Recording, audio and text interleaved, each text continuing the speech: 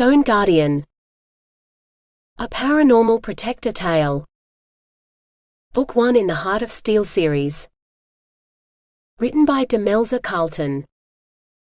Autonarrated by AI Charlotte from Google. 1. Stanley Steel never forgot the moment he fell in love. He only glimpsed her for a moment, silver blonde hair flying in the breeze as she stuck her head out of the carriage window, her joyful face turned heavenward to drink in the rare rays of Scottish sun. The next moment, his face was on fire, bleeding from a blow delivered by the riding crop coming down to strike him again. Stan flung up his arms, blocking the second blow with the handle of his shovel. "That's right, boy, keep your eyes on the ground where they belong. If you ever raise your eyes to my sister Caroline again." The rider clenched his hand around his riding crop and shook it. So that was the angel's name. Caroline. Stanley liked the taste of it on his tongue. A beautiful name for a lovely lass. Love made him bold. "It is a public road, sir, and 'tis no crime to look at those who travel upon it. Why, if we do not pay heed to every speeding carriage that comes past, a man's likely to get run over." The other men, his cousins all, began to laugh. The fine gentleman drew himself up, tugging hard on his horse's reins as he did so, making the poor beast dance in a circle. "I am William Steel, and one day all these lands will be mine. And you will work in the muck from dawn until dusk, until the day you die." "Steel, is it? Well met then, Mr. Steel, for that is my name too," Stan said. The other men chorused their agreement, for they were all Steels, though younger sons or sons of younger sons, so they'd grown up as farmers, while William Steel, evidently named for the knight who'd built the manor house that ruled over these lands, was a firstborn son's firstborn. William Steel snarled, "You may bear my great-grandfather's name, but you are scum compared to my sister and I. Our blood is as blue as the king's own, for we are descended from his first wife, English lady that she was, whereas all of you are descended from the scullery maids the old man bedded and wedded in his grief for his lost lady. Your blood is as murky as the mud you shovel, and not worthy to be mixed with mine or my sister's. If you so much as look at her again, I will have you flogged. And should you even attempt to speak to her, it will be the last thing you ever do." He kicked his horse hard, and the poor beast leaped forward, having more sense than its master, as it avoided Stan and headed for the road that the carriage had taken. Something touched Stan's shoulder. He whipped around to find Whiston standing behind him. "You should not anger that man, Stan. He's a hard one, they say, and his father sent him to school in England, learning to grind all Scotsmen beneath his boots. If the rents go up much more, none of us will be able to afford them, and we'll have to go work in some factory or worse, the coal mines. Better to tempt the devil himself than the Steel who'll rule the manor." Stan didn't care about William, for he could only think of Caroline. "Ah, but it's his sister I want to tempt ways. Did you see her? A lovely lass who looked like an angel." Grant laughed. "You heard him, Cos. We're not worthy of angels, or even lasses who look like them." That's when Stanley Steel vowed he would prove the man wrong. He was worthy of Caroline Steel, and he would make her and her brother see it. One day. 2. No stupid virus is going to keep us from having the holiday of a lifetime. Alethea winced. "But Mum, the stories we're hearing here about all the sick people in Italy." "That's why I persuaded your mum to stay in France for a bit longer. We've found a lovely town with a weekly farmers market, and one of the lovely Snell farmers was willing to let us park our motorhome on her farm for as long as we like. You should see the view across the hills from here. It's just lovely." Mum interrupted, pushing her way in front of the camera next to Dad. Alethea had to smile. Dad had never been good at superlatives. If she asked him what snails tasted like, he'd probably say they were lovely too. "There is talk that they might close the borders though, and you won't be able to fly home." She didn't want them to come home early, they'd been planning to drive around Europe for years, but the Premier had been adamant that if West Australians wanted to come home, they had to come home now.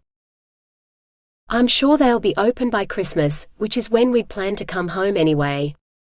If it takes any longer, I can always find a job. Everyone needs nurses, Mum said. Her eyes narrowed. Are you taking proper care of my orchids? Yes, Mum. Watering them only once a week, and just the right amount of sun. There was a whole page of instructions, and she'd been following them religiously. And here she'd thought house-sitting for her parents would be easy, seeing as they didn't have any pets. And what about your New Year's resolution? Any progress? Mum prodded. Alethea sighed. Dealing with delicate orchids was much easier than actually achieving her resolution this year. She probably should have said she'd lose weight or something. Anything would be easier than. Because you actually have to go looking for love if you want to find it, sweetheart.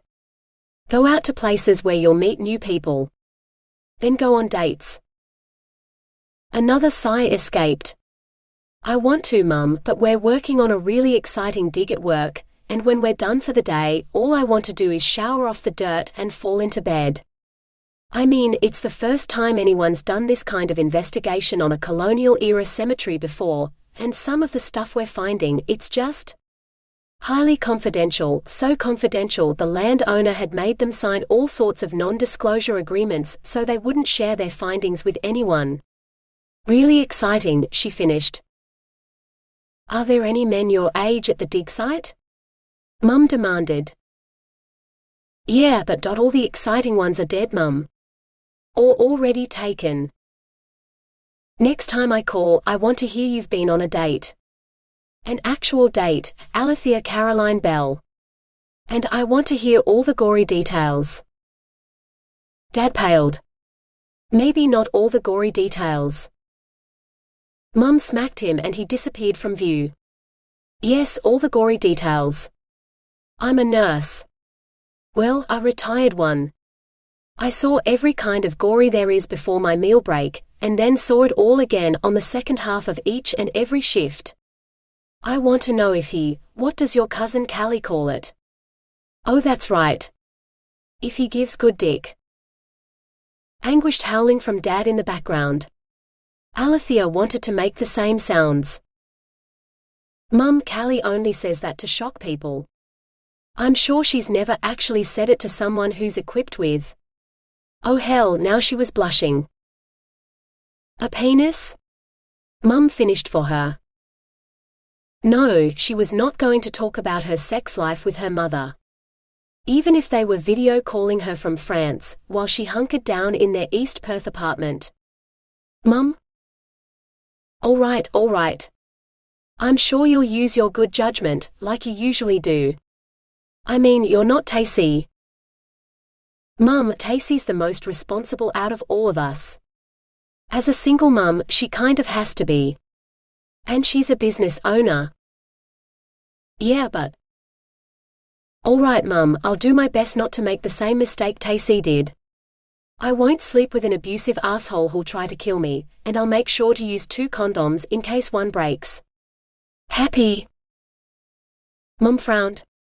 You know what I mean. You're just starting your PhD project. You don't want to mess things up and never finish. Do you know how many people never finish? No, and she didn't care because she wasn't going to be one of them. This cemetery dig was going to give her all the material she needed for her PhD project, and a whole bunch of papers. Honey, we have to go. Claudine said she's ready to take us on a tour of the farm now, Dad said, tugging at Mum's arm. Mum wagged her finger at the screen. A date, Alethea. Promise me you'll go on a date. Yes, Mum. A flurry of goodbyes ended the call, and Alethea's screen went dark. She closed her laptop. At least she hadn't had to make any promises involving penises. 3. He's put the rents up again. That's the second time in a year. If the price of wool drops any further, we'll have to sell the sheep just to pay rent, and it's only a matter of time before we run out of sheep, Harlow said. Wystan just hung his head.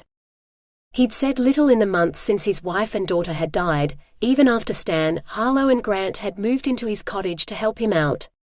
All right, they'd moved in as much to save on rent, as one cottage cost less than two, but Wystan hadn't really cared. Stan shook his head. As always, it would be up to him and Harlow to come up with a solution to their problems. Wystan was no help, and heaven only knew where Grant had gone. There were jobs in the factories, he'd heard. A man could earn an honest living if he was willing to leave the farmland where he'd grown up, and move to the city. Or closer to home, maybe he and Grant could take up coal mining, leaving Wystan and Harlow to run the farm. Between them, they might be able to stave off eviction for a while. But if the rents rose again, as Stan didn't doubt they would, for there were whispers about William Steel and the mighty mortgage he'd taken out on the land he'd inherited from his father. Grant burst into the cottage, slamming the door open so hard it bounced off the wall and nearly knocked him over. He didn't seem to care though, for he only rubbed idly at his shoulder as his grin widened. You should all get down on your knees and thank me, for I have found the solution to all our problems. A solution so brilliant it will make all our fortunes, and we'll never have to pay rent again, for we'll all be rich landowners in our own right. Grant threw a slim black book on the table. We shall all emigrate to America. Harlow burst out laughing. That's a good joke, brother. The only men making money in America now are those who own or sell slaves. Seeing as that's illegal here, and even if it wasn't, we have no money to buy anyone, so you surely mean we will have to sell ourselves into slavery to some shady, illegal slave dealer you met down the pub. Even Stan had to laugh at that. Grant only pouted. That is not true. I did not hear it from some stranger at the pub, but from one of the grooms up at the big house. He found this book in William Steele's own carriage, and there is talk of him letting all the servants go, so as he can sell the big house before it drives him bankrupt. What money he has, he plans to buy trade goods to take with him to the colonies. And if the Steels in the big house are doing it, then you can be sure there is money to be made. If William Steel is going to America, then first want to be on the other side of the world from wherever he is, Stan declared, flipping the book open. Either here or New South Wales or... He squinted at the first page.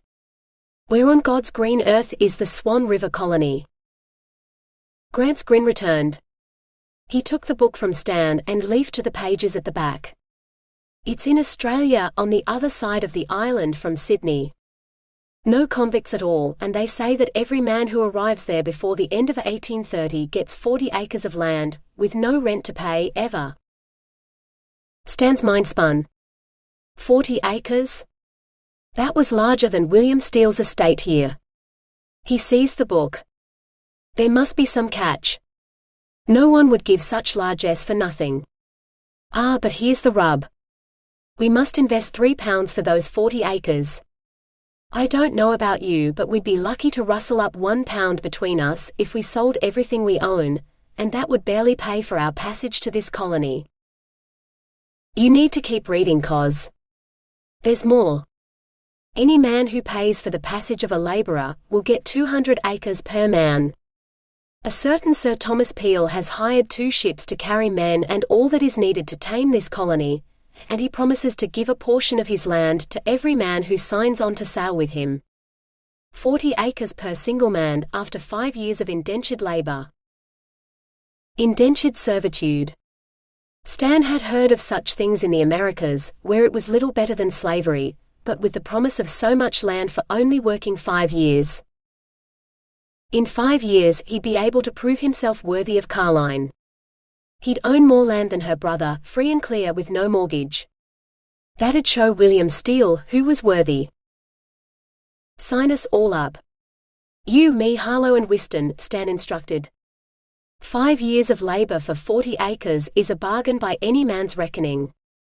If this Swan River colony is half as fertile as this book says, we'll be rich men, well able to afford to pay for passage for the rest of our family to come and join us.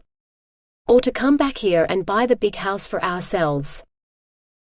Grant clapped his hands. "It sounds like a wonderful adventure." Harlow regarded Stan with hard eyes.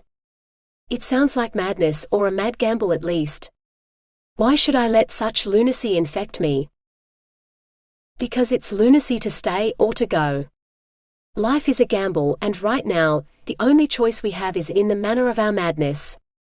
We may take a gamble on this Swan River colony, and work 5 years of our lives for our own land. The work will be hard to be sure, but to own land is worth it. Or we can stay here and work our collective asses off, selling sheep and the sweat of our brows until there is none left, and we are evicted.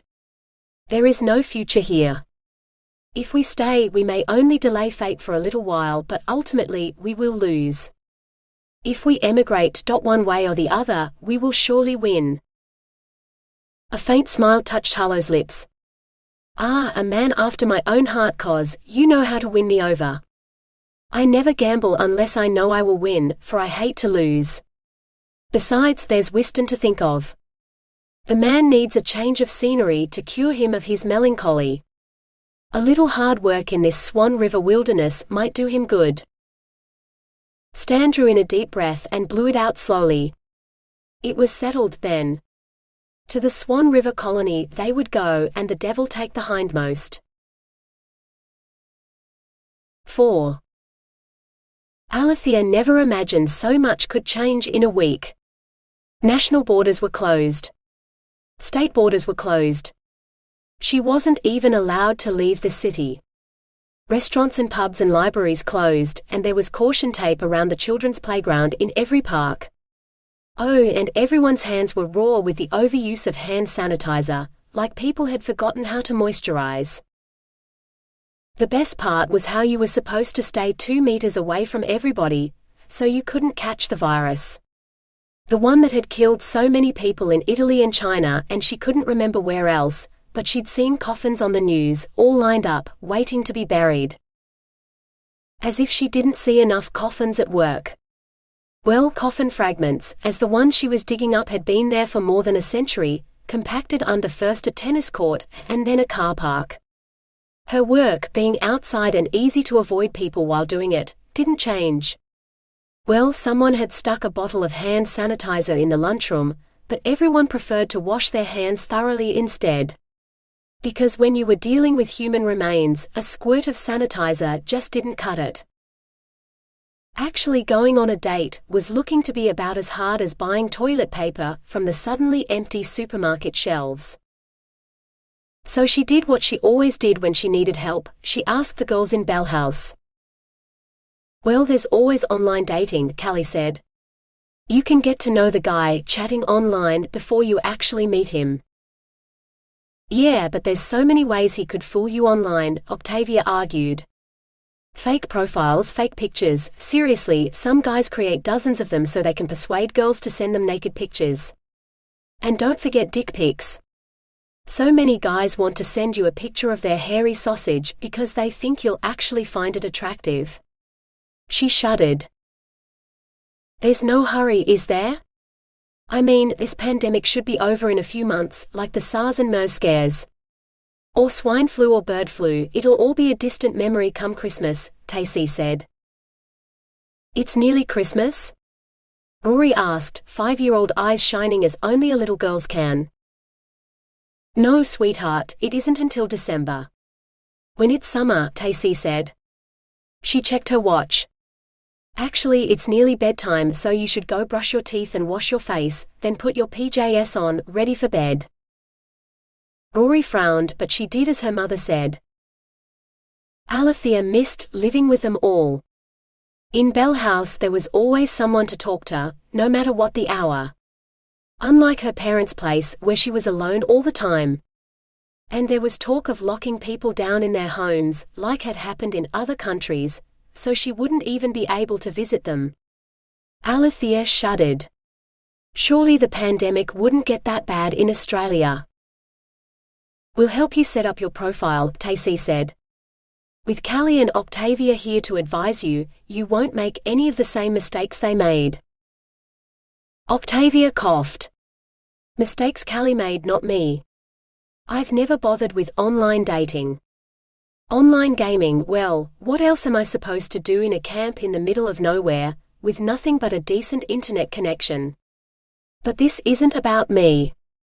It's about Alethea and her quest for love. First, she'll need a good photo.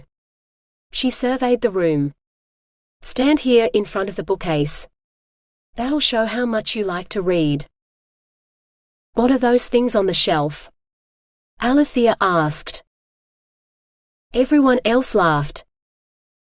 Rory's obsessed with the Mandalorian, so she wants everything Baby Yoda. She set them all up along the bookcase so they can watch the show with her. Tacy reached for the nearest green figurine. I'll move them out of the way. No. Leave them. Between the books and the figurines, it shows Alethea's into books and pop culture. Geek girls definitely get attention, Octavia said. But I don't even know what the green thing is, Alethea protested. I like my aliens hot and muscled and well endowed. Not small, green and wrinkly. That's all right. You can mention your passion for knobbly alien peen in your profile, Callie said. God no. That'll get you triple the number of dick pics, I swear, because they think you're asking to see the goods. Do not mention penises anywhere in your profile or preferences. Not even if that's the only part of him you're really interested in? Callie asked. Callie. Alethea protested. I'm supposed to be looking for love, not a hookup. Well yeah, but you have to start somewhere. A first date, your first fuck, I mean, how can you know he gives good dick unless you've sampled the goods? And that is why Callie is still single, because she only dates guys who are as into first date sex as she is, which is why she never gives them a second date, Tacy said. Hey, good dick is an increasingly rare commodity. It's not my fault most guys don't know what to do with their dangly bits. Or any part of a woman's body, really. And we're back to why Alethea is looking for love, because the perfect man doesn't exist outside the pages of a book, Octavia said. A chorus of agreement greeted that statement, which made Alethea miss living with them all the more. Sure, they bickered like siblings instead of cousins, except Octavia and Tacy, who actually were sisters, but they were family who always had each other's backs. Or dating profile, like the one Octavia had already managed to bring up on her tablet screen. Complete with a photo of Alethea in front of the bookcase that didn't look half bad. Right, let's get this filled out, Octavia said. Interests? Books and archaeology, Alethea said. Yeah, dead guys and fictional ones. Callie reached for her drink to toast Alethea's choice. The best kind. Tacy hushed Callie while Octavia continued, favorite date activity? Amazing food I don't have to cook. They all laughed at that. Tacy was easily the best cook among them, which was why she ran a successful cafe, but Alethea was hands down the worst. Your ideal partner? Alethea took a deep breath. A history buff who likes reading and travel, who's not afraid to get his hands dirty, who's looking for a forever relationship, and gives great dick, with a gorgeous body to go with it. Oh, and he has to have a sexy voice that can take me halfway to heaven, with the skills to take me the rest of the way once the pants come off. Callie and Tacy laughed, but Octavia was frowning at the screen. I can put in the first bit, but the bit about getting dirty and anything after it. Nope, you're going to have to word it better than that, or all you're going to get are mud wrestlers, lonely farmers and homophobes obsessed with butt sex. Not to mention an inbox full of porn. She tugged on her ear thinking. How about a man who's looking for the love of his life, so he can make her happy? Tacy raised her hand. I'd like one of those.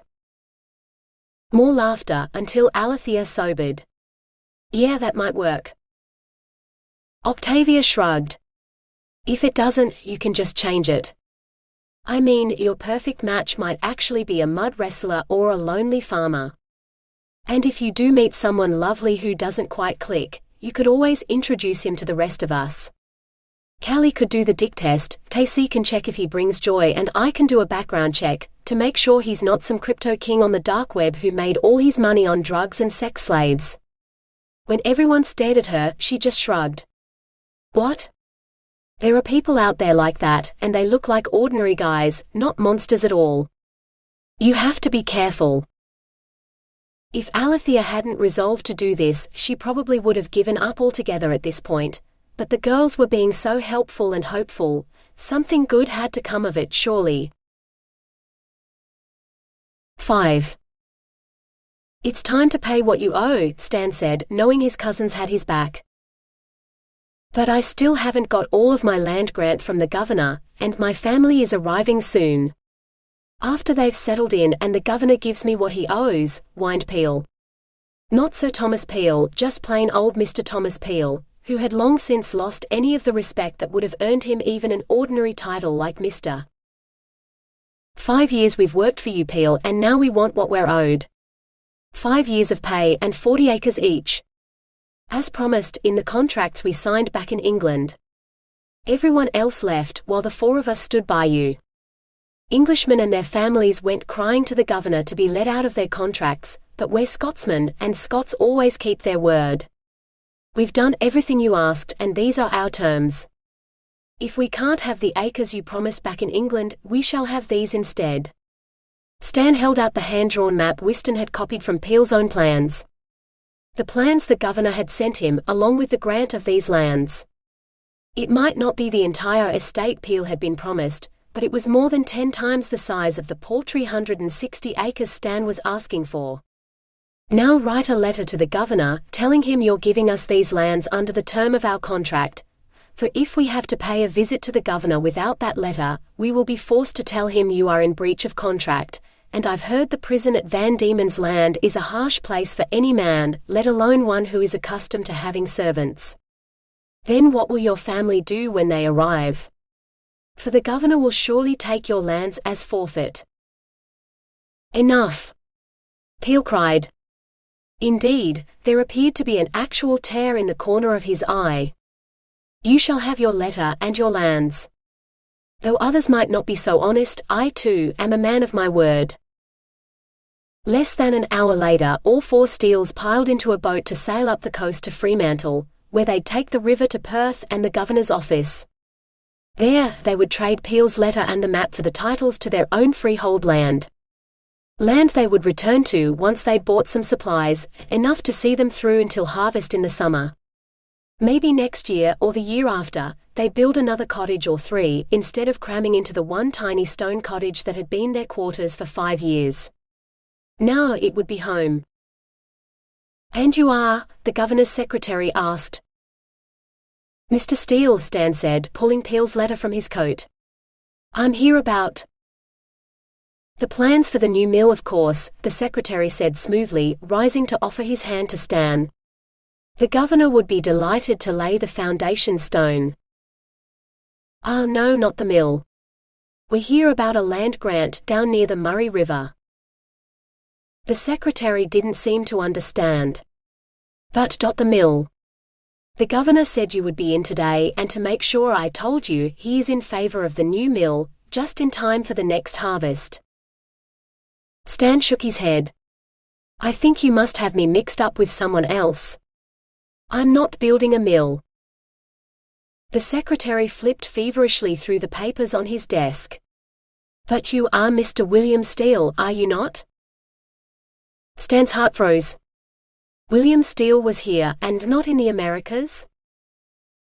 He forced himself to smile. Oh no, William Steel is my cousin. I'm Stanley Steel. More like a second cousin, but so were Whiston, Harlow and Grant, and they were family. Which would make the lovely Miss Carline Steel your cousin too, more's the pity. Quite a ravishing piece of goods, that one. I bet your cousin gets a dozen offers a day for her hand, and likely more. The secretary winked. I bet he's holding out for an offer from one of the big landholders out at York, so he can sell her for the right price. Carlton was here too? And likely to be sold to the highest bidder as a bride? God, did William have no shame? So much for Stan having to prove himself worthy of her. William Steel wasn't worthy to be her brother if he meant to sell her to some rich old man. No. He could not let this happen. Not to Carlton. Stan forced out another smile. A pity there aren't enough pretty women in the colony to be brides for us all.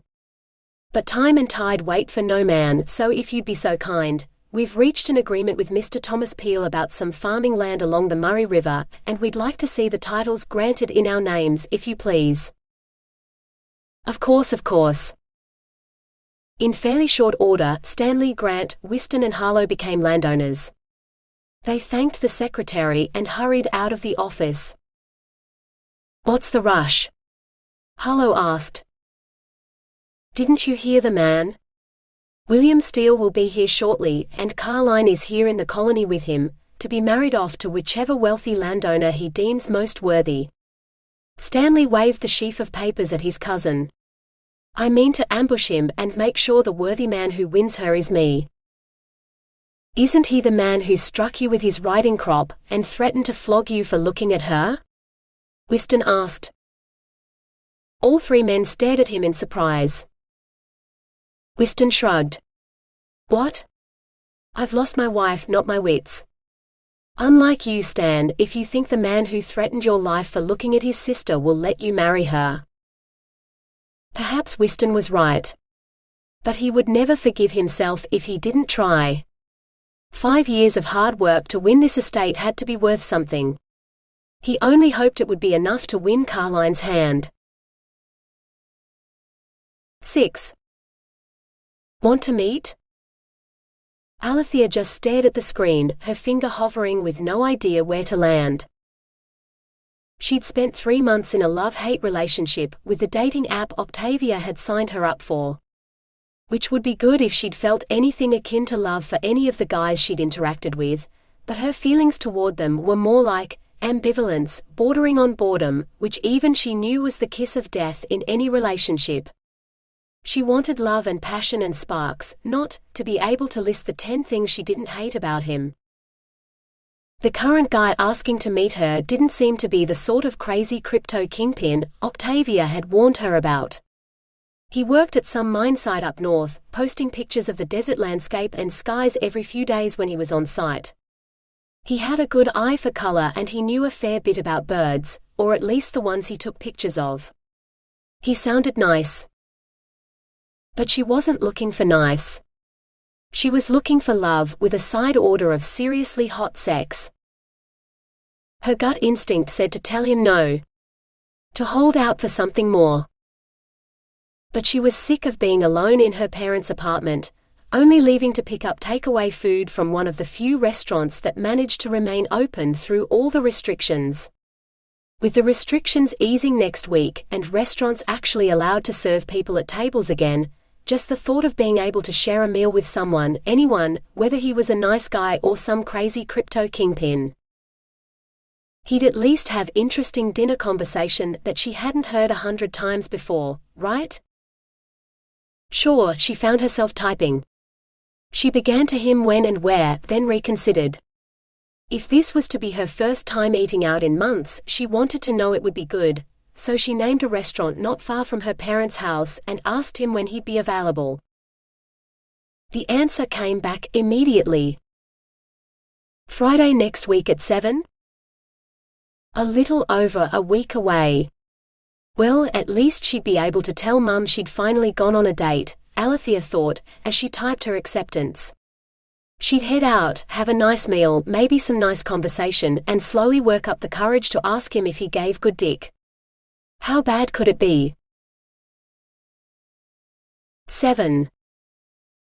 The tide left without them, for Stan was too busy drowning his sorrows in drink to heed his cousin's call to come with them, and they were not so callous as to leave without him. I told you he would not allow you to marry her, Whiston said, shaking his head. It's not just that, Stan seethed. It's that he dares to call me unworthy, when he's no better than any of us. Someone should teach him a lesson. I heard tell the natives already have. They stole all the flour in his mill not long ago, Grant said. Maybe we should do the same. Harlow slammed his hands on the table. No. Listen to yourselves. We're not thieves. We have coin enough to buy the flour we need. It's not about what we need. It's about what Stan needs, Grant said. You heard William say himself that he'll be headed to Fremantle next, so he won't be home tonight. We could sneak in under the cover of darkness and leave with no one the wiser, and enough flour to see us to harvest. It's not flour or vengeance I want but Carline, Stan protested. He lifted his tankard to his lips, and a brilliant idea struck him. He dropped the tankard down on the table again. We're true Scots, are we not? Yes. Of course. Yes. And stealing brides is an ancient Scottish custom, he continued. No, Harlow began, but Stan wouldn't be silenced. Tonight we'll go to the mill and kidnap Carline. We'll take her down to our farm where we'll keep her safe from her brother and all her rich suitors until she sees the light and agrees to marry me, Stan finished proudly. And steal all his flour while we're at it, Grant finished. It's brilliant. It's stupid, Harlow snapped. It is traditional, and if he truly loves her. Whiston looked wistful. Likely thinking of his own dead wife. It took another hour or two to convince them all, and Harlow maintained he was only going along to make sure they didn't get into trouble, but by then Stan already had a plan. He only prayed that nothing would go wrong. 8. Alethea couldn't remember doing this much preparation for a date since the Year 12 ball, and she hadn't even had a date for that one. Then again, she hadn't had to consider having sex with anyone after the ball, while tonight, if he was even halfway decent, she would seriously consider it. So she'd gone out and bought new matching lacy lingerie, but she'd hidden it under a demure knee-length dress and stockings. While she'd been in the adult shop buying the stockings, because sex shops sold the best stockings, she'd learned from a friend who did competitive dancing. She'd also splashed out on a box of the really good condoms, as well as a novelty one to give to Octavia on her birthday, because that's what you gave Octavia for her birthday. She couldn't remember how long ago the tradition started, but what mattered was that she kept it going, so she did. While she was paying for her purchases, the girl behind the counter asked, "Have you seen our new vibrators? It's the top-selling model in the US market, and it comes in 5 colors." She waved her hand across the display of deluxe dick-shaped devices, wiggling her fingers like she was working magic. Alethea considered them. The devices were probably better than most men, and likely the yardstick Callie would compare a real man to, in order to determine whether he gave good dick.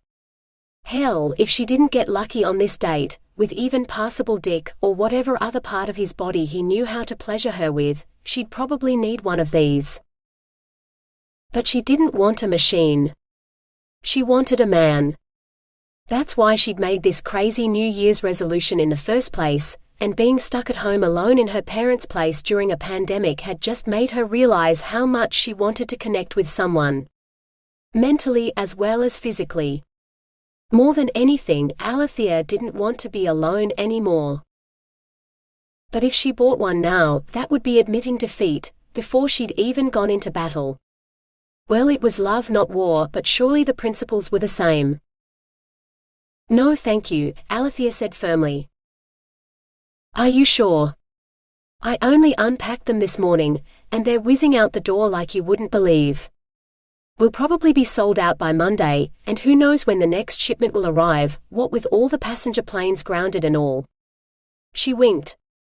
"I promise you'll regret it if you don't get one now." Maybe, but she'd lived 24 years without owning a vibrator, and none of her cousins had one. Hell, no one she knew owned one, even if they did appear in books a lot.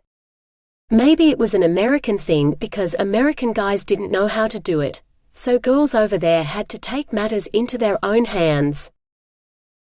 Aussie girls were different, and hopefully at least one Aussie guy would be too. She finished her outfit off with a pair of ankle boots with high heels. Just in case he was tall, so it'd be easier for him to kiss her.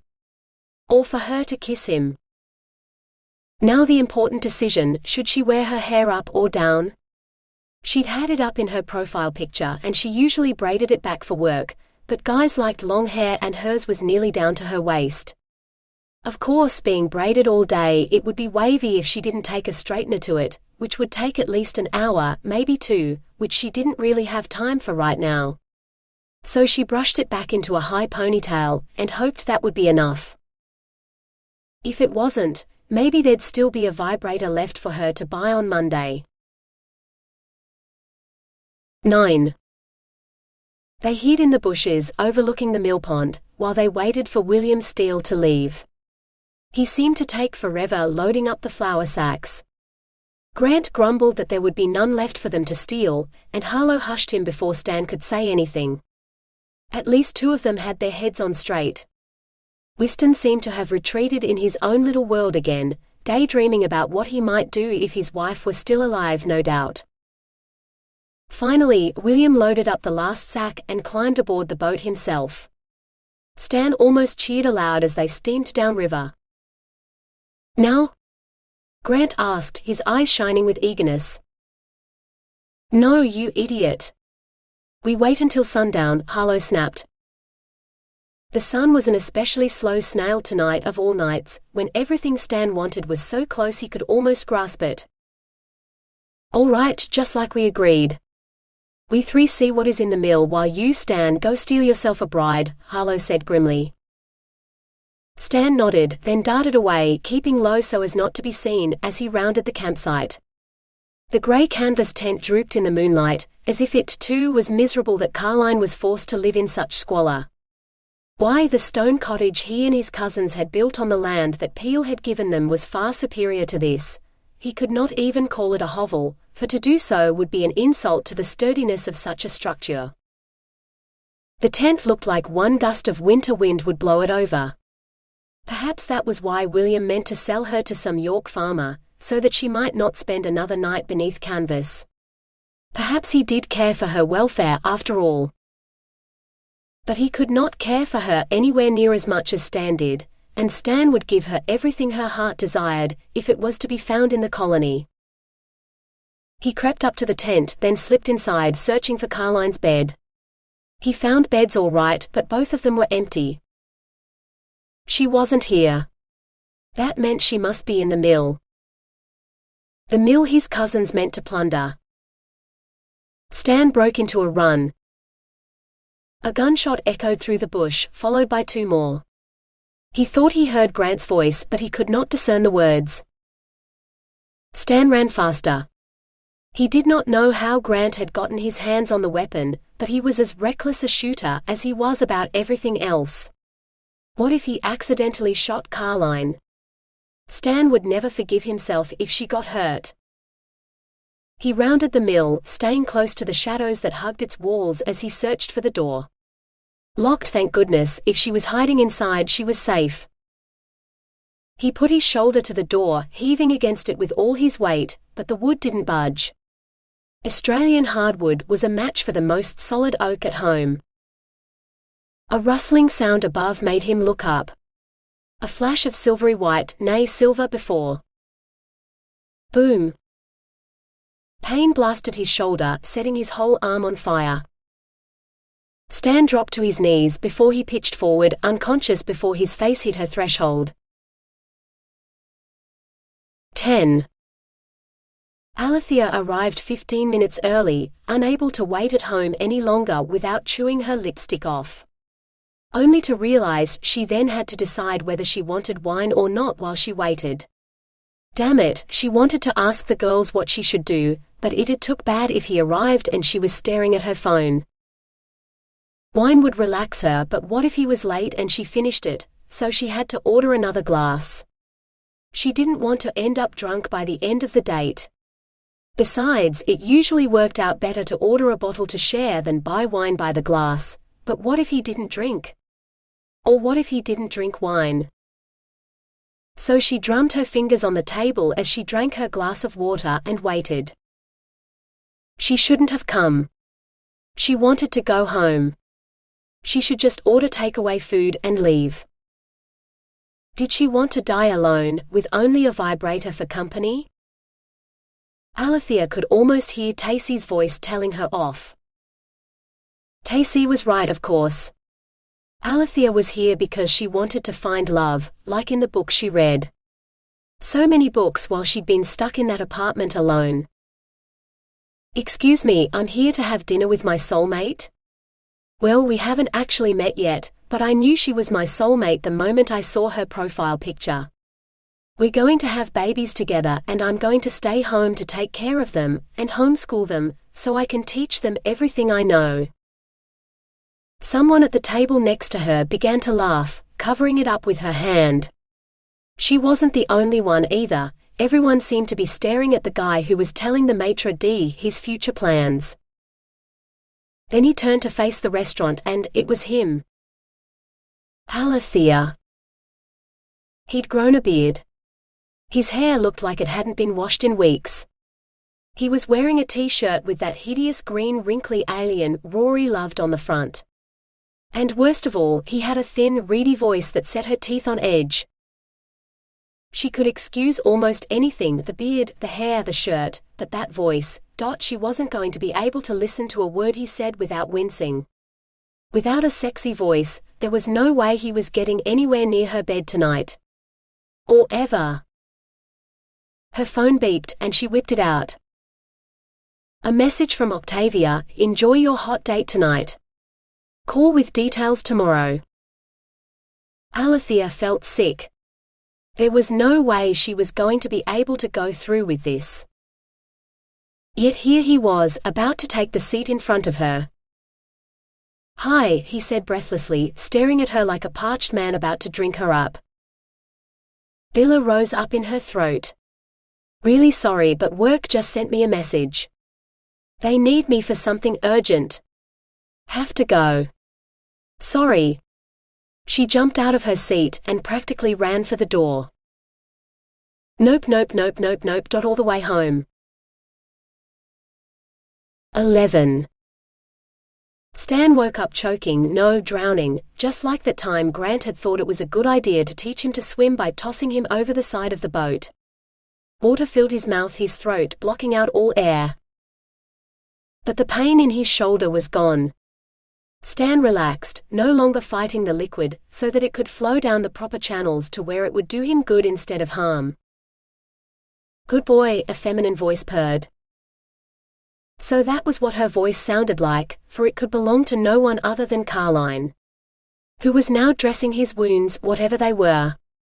Her hands were unbelievably soft as she stroked his chest.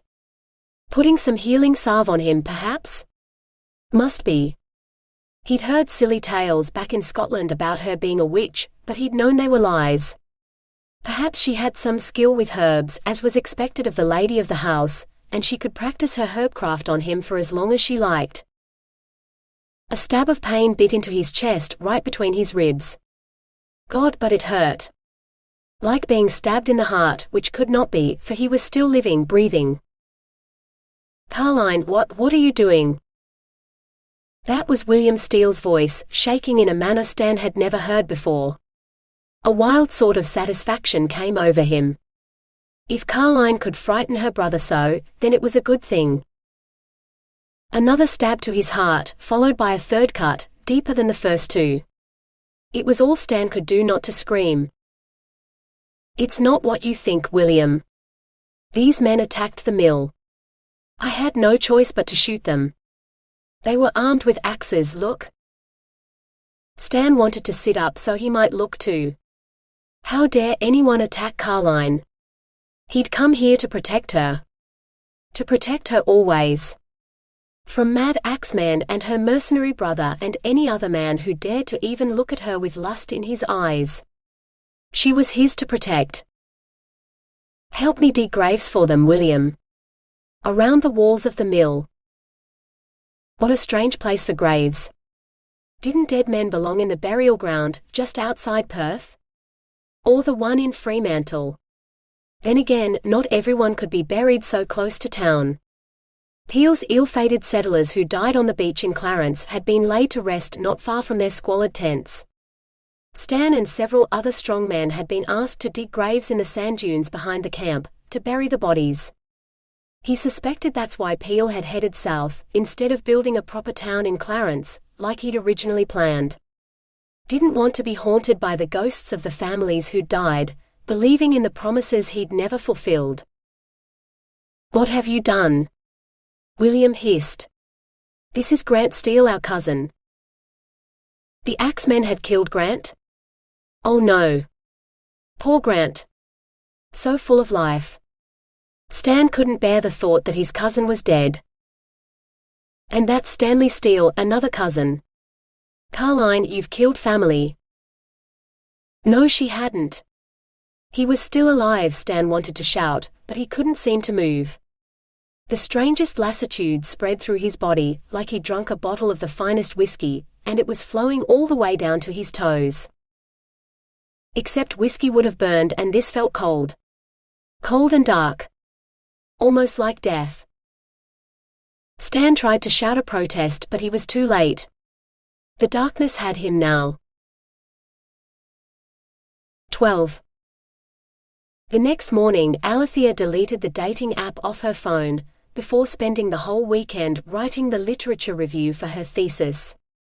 When her cousins texted her to ask about the date, she just told them it was a waste of time.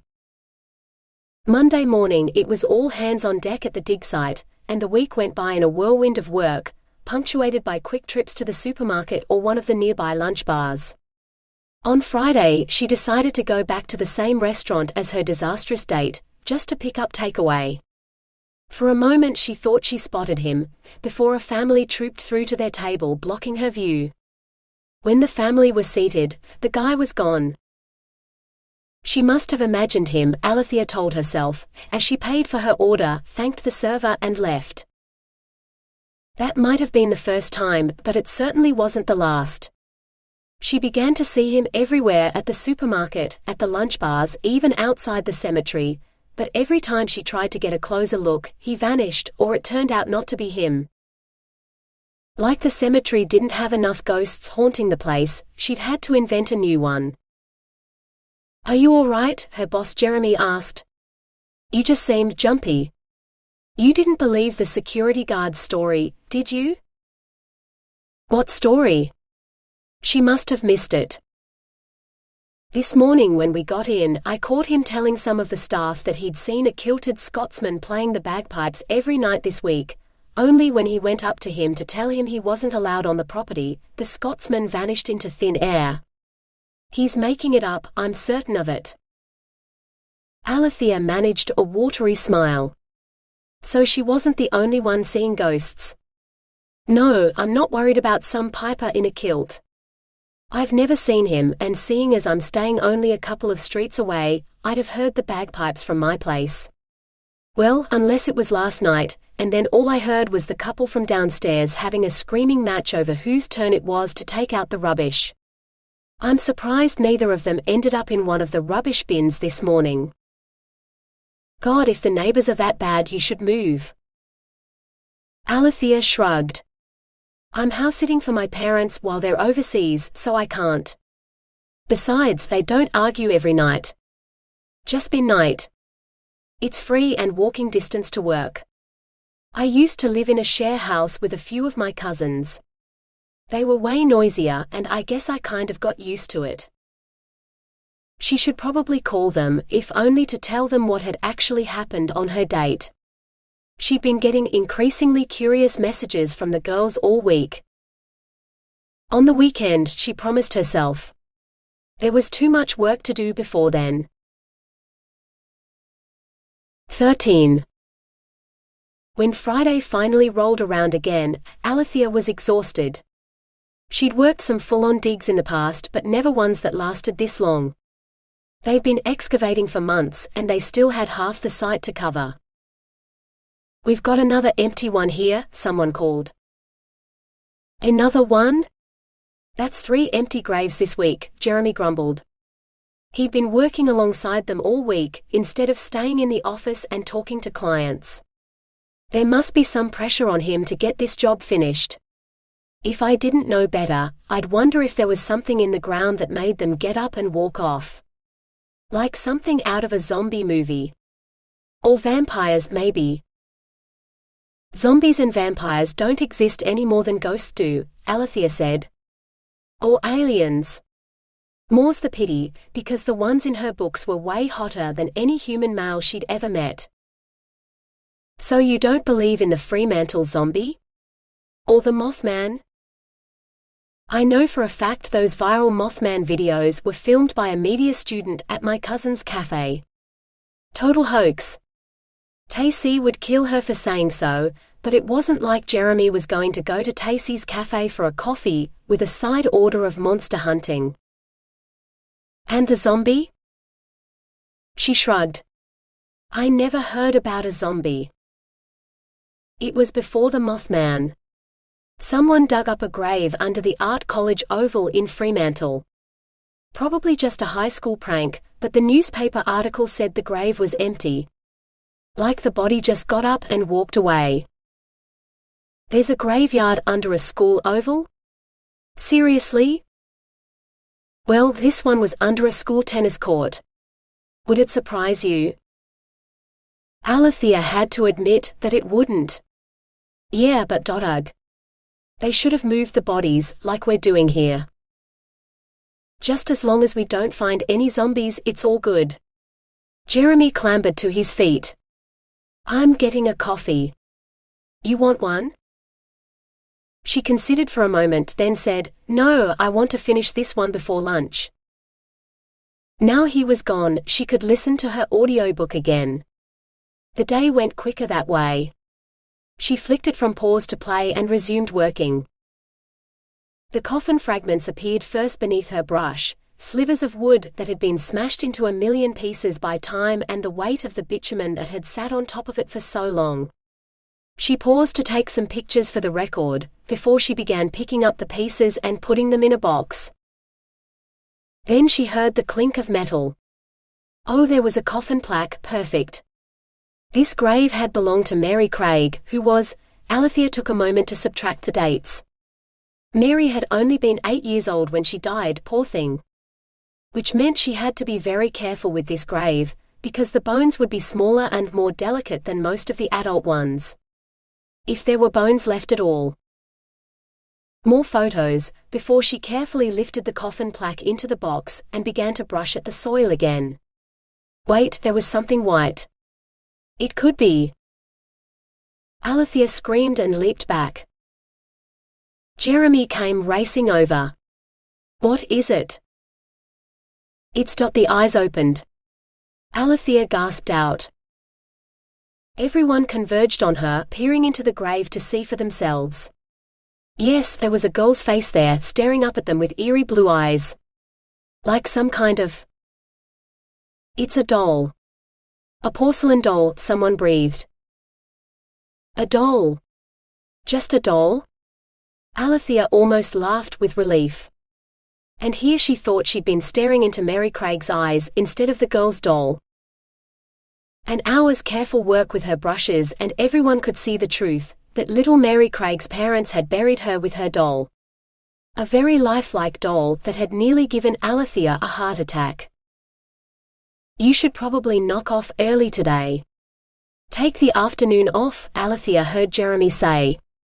Let someone else finish up this grave. Numbly, she nodded.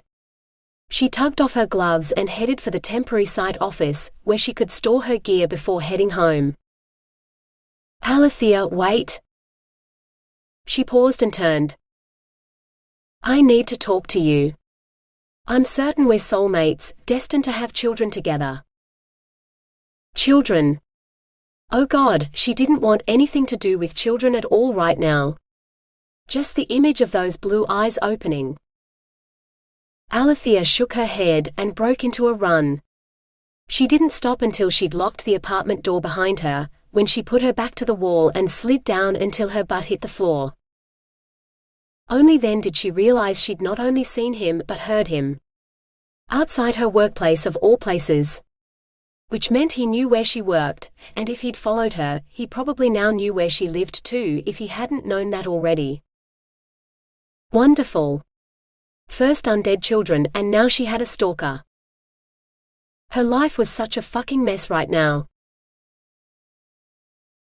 14. Alethea? Oh hey. Just hearing Tacy's voice made her feel a bit better about everything. One sec, I'll put you on speaker so I don't have to repeat everything for Callie. Too bad if Alethea wanted to talk to Tacy privately. Not that she could remember the last time she'd done that. There were no secrets in Bell House. Well, not from the other girls who lived there anyway, even if they did keep secrets from the rest of the world outside. Right. Callie's just getting a drink, but she wants to know how many condoms you used on your date the other night, and whether you remembered to get the good ones. Alethea closed her eyes. Yep, that was Callie all right. I didn't use any. I still have a full box. What? He was that good you want to have his babies? Callie shrieked from somewhere in the background. No. There was no sex, safe or otherwise. I left early. Oh shit. What did he do? Tacy asked. Tell me the dinner was good at least. Alethea swallowed. I left before we ordered. Did he smell bad? Was he a jerk? Alethea sighed. He sounded like Justin Bieber. Hysterical laughter came down the line. Tacy recovered first. You know, there are probably a lot of girls out there who'd find that attractive. Yeah, but she wants a guy with a voice like a phone sex operator. All deep and growly and, what was it you said when Octavia was here? That he had to have a voice that could get you halfway to heaven. More like so devilishly sexy, he could persuade you to be his mistress in hell. Callie dissolved into laughter again. So what if I have a thing for dark, sexy voices? It's the one thing I won't compromise on. The problem with this guy wasn't just his voice though. It was what he was saying. What did he say? Tacy asked. He said I was his soulmate and he was talking about having kids. Like poor little Mary Craig. Well, that's not so bad, I guess. At least he's not afraid of commitment.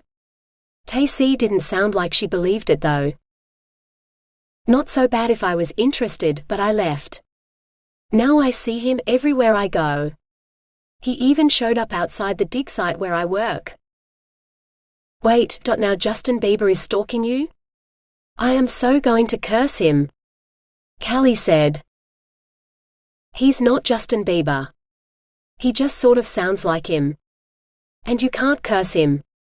Mostly because curses didn't actually exist, no matter how many times Callie threatened people with them. Oh, she had a collection of old books on witchcraft that said how to cast curses, but Callie was usually the first person to admit magic didn't exist. Well, except when she was threatening to curse some guy, of course. If it scares off your stalker, you bet I can. All I have to do is make him believe I can, and he'll run far and fast. Remember that possessive guy the first dated once, who thought we were forever when he was so just a one-night stand? He believed I'd given him a horrible, incurable rash. Was that the one where you put cayenne pepper in his underpants? Tacy asked. A good witch never reveals her ingredients, but that might have been one of them, Callie said loftily. More like the only ingredient, Tacy muttered. Hey, you can't talk. Business is booming at your cafe because of a hoax Mothman that's been making my work life hell. Do you know how many theology professors believe your creature not only exists but is some hitherto undiscovered kind of demon, and if they can only write enough papers on it, they'll have enough funding to see them into retirement? Even Tacy and Callie bickering helped lift Alethea's spirits. I wish you girls were here. Well, we should be. I know. Next girls' night we can all come to your place. Let's see, Mum wants to have Rory over for a sleepover in a couple of weeks, and Octavia will be back then too. Where is Octavia? Alethea asked. Doing a fly-in fly-out IT support job up north at some mine site. She left this morning. As soon as she's back, we'll descend on your place, and between the four of us, we'll find a way to scare your stalker off for good, okay? Okay. Alethea could hardly refuse. Besides, it had been ages since they'd had a girls' night, what with the restrictions and all. She just had to hang on until then. 15. When the girls arrived at Alethea's apartment, she couldn't help but stand in the doorway, staring. Are we going dancing? She asked, confused. Cafes and restaurants might be open, but nightclubs weren't. Tacy rolled her eyes. Oh, I'm going to let Callie explain this one. Especially as you'll have to dress up too. I haven't worn these pants since before Rory was born. I'm surprised they still fit. I'm not, Octavia said, pushing past her sister to enter the apartment. You spent all your time cooking in the cafe, so most days you forget to eat. After eating camp food for the last few weeks, I'm surprised I haven't gone up a size. She tossed her hair, and Alethea realized she'd changed the color again. Now it had iridescent green streaks slicing through the inky black. Yeah, you're both turning into whales, Callie said. Next thing you know, the fridge will be full of krill. She winked at Alethea as she sidled inside. You should probably get changed, by the way. Think warm but dark and sexy. Warm, dark and sexy was what she'd wanted, and gotten a stalker instead, Alethea grumbled to herself as she closed the door behind Tacy. The girls arranged themselves around the lounge room while Alethea dug through her clothes for something suitable. She didn't have leather pants like Octavia or Tacy, or ones with more cutouts than cloth, like Callie's, but she did have a pair of tight black jeans that laced up the sides. She paired it with a see-through silvery top over a lacy black bra that practically begged to be seen. When Alethea returned to the lounge, Callie raised a glass to her. Now if you don't look like the perfect package of demon bait, I'll offer myself up instead. Wait, what? Alethea stammered. She couldn't be serious. Tell her, Callie, Tacy said tiredly. She handed Alethea a glass. Have a drink first. You'll need it. Alethea took a gulp, then nearly choked. That had to be straight vodka, and a strong one at that. What's wrong with mixers? She rasped. Callie giggled. You evidently haven't been buying much at the liquor store lately. There are limits on how much you can buy. 1 carton or 2 bottles. And no self-respecting demon is going to come near a passion fruit premix, so I got the vodka. I want this to have the best chance to work, you see. Tacy waved her hand, indicating for Callie to continue. Okay. I found a spell book which may or may not be the genuine article. I have it on good authority that one of the spells may have actually worked, and if there's any time to test it, it's when we actually need the help. The plan is to summon you a demon protector, who will stick around to scare off your stalker for as long as you need him, and then you just send him back to hell. The demon, I mean. Alethea opened her mouth to object. This was a terrible idea. But Callie pulled out a sheaf of papers from her coat pocket, and began to pass them out. I've translated the spell as best I could, and printed out copies for all of us. Traditionally it's done by one really powerful witch, but it also says in the book that a coven of 4 or more women, yes, it definitely says women and not witches, will have the combined power to perform spells with the right ingredients. She set a small cooler box on the coffee table. Now, traditionally the ritual is done skyclad, which means naked, but I figure, seeing as it's winter and we're trying to summon a demon, dressing sexy and showing a bit of skin should be enough. Tacy set her empty glass on the coffee table beside the cooler. I still find it hard to believe you found a spell that worked. You're always the first person to say magic doesn't exist. Callie blew out a breath. I know. Magic doesn't exist, or I didn't think it did, but I was talking to someone recently who led me to believe it might. Maybe.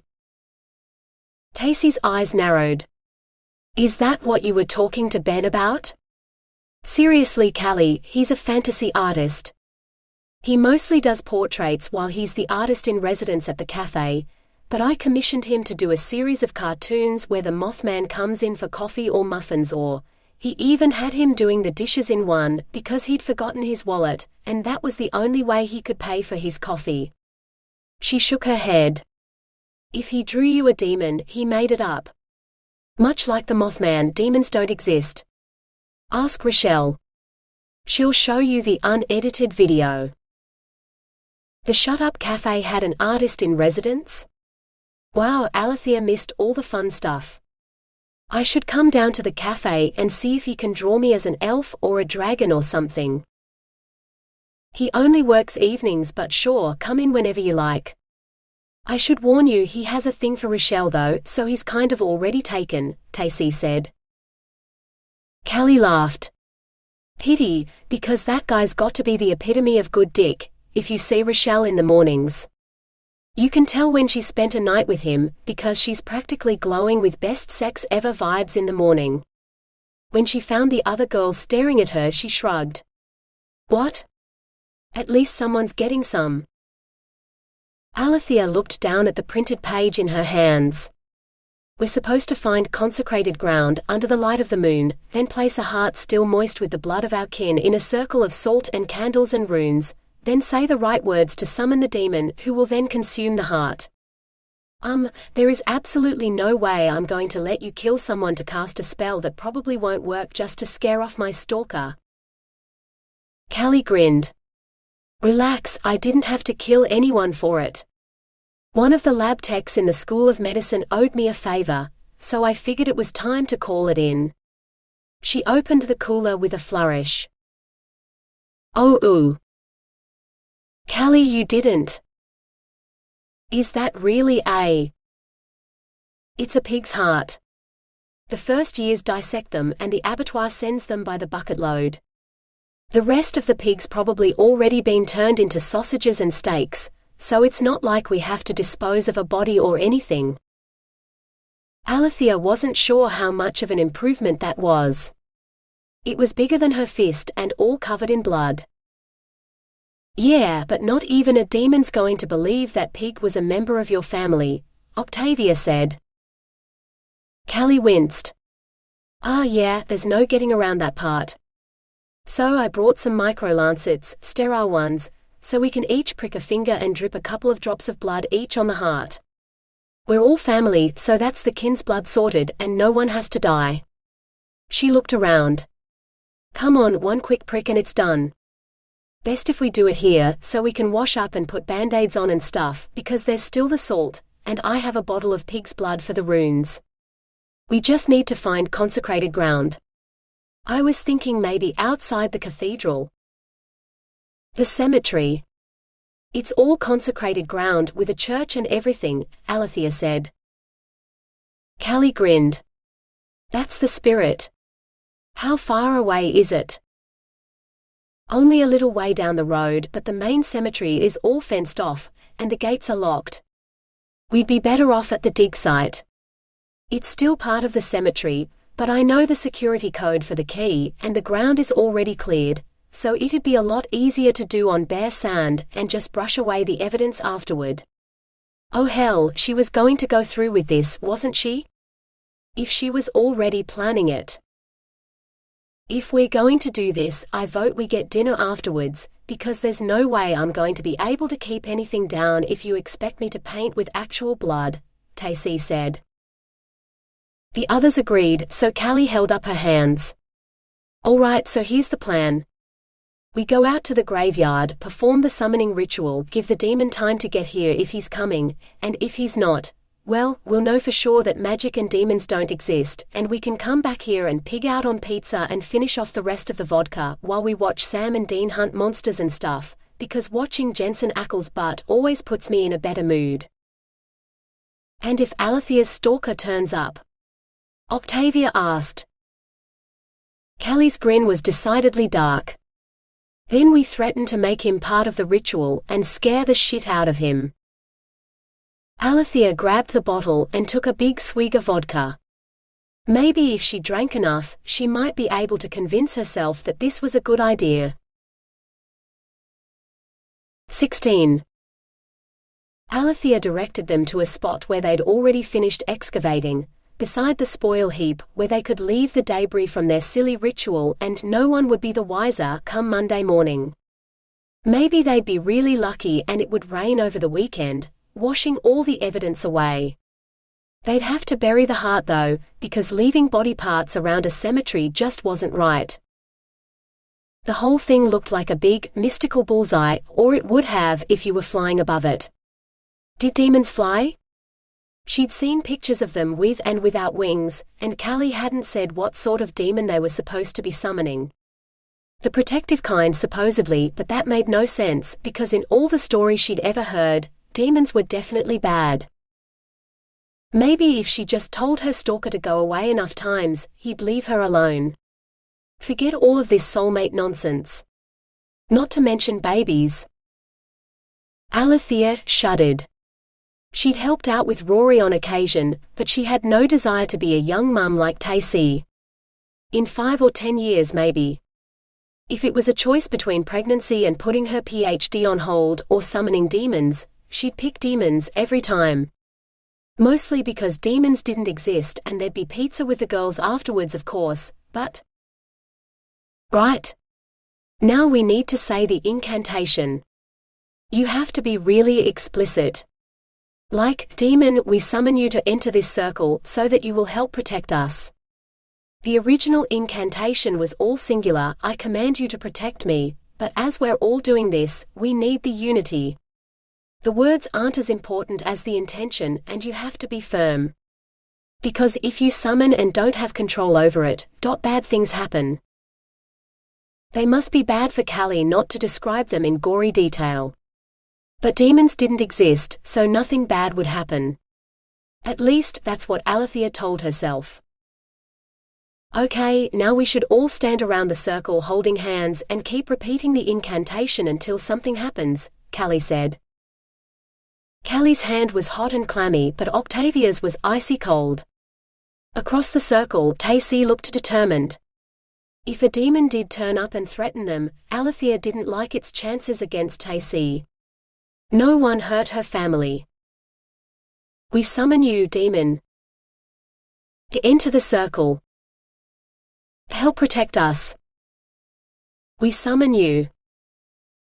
Help protect us. Round and round it went, voices blending into a blur of sound, like one of those round-robin song things you did at primary school. Only this wasn't about some kookaburra laughing in a tree. This was dark and serious, and some sort of power was humming between their joined hands in the circle. Alethea could feel it, thrumming through her bones. She wanted to stop, but she couldn't. Had to keep chanting. Had to finish this, whatever it was, because if they didn't do this spell right, there was no telling what would happen. Was that the flutter of wings she heard? Big wings like the bats up in Broome?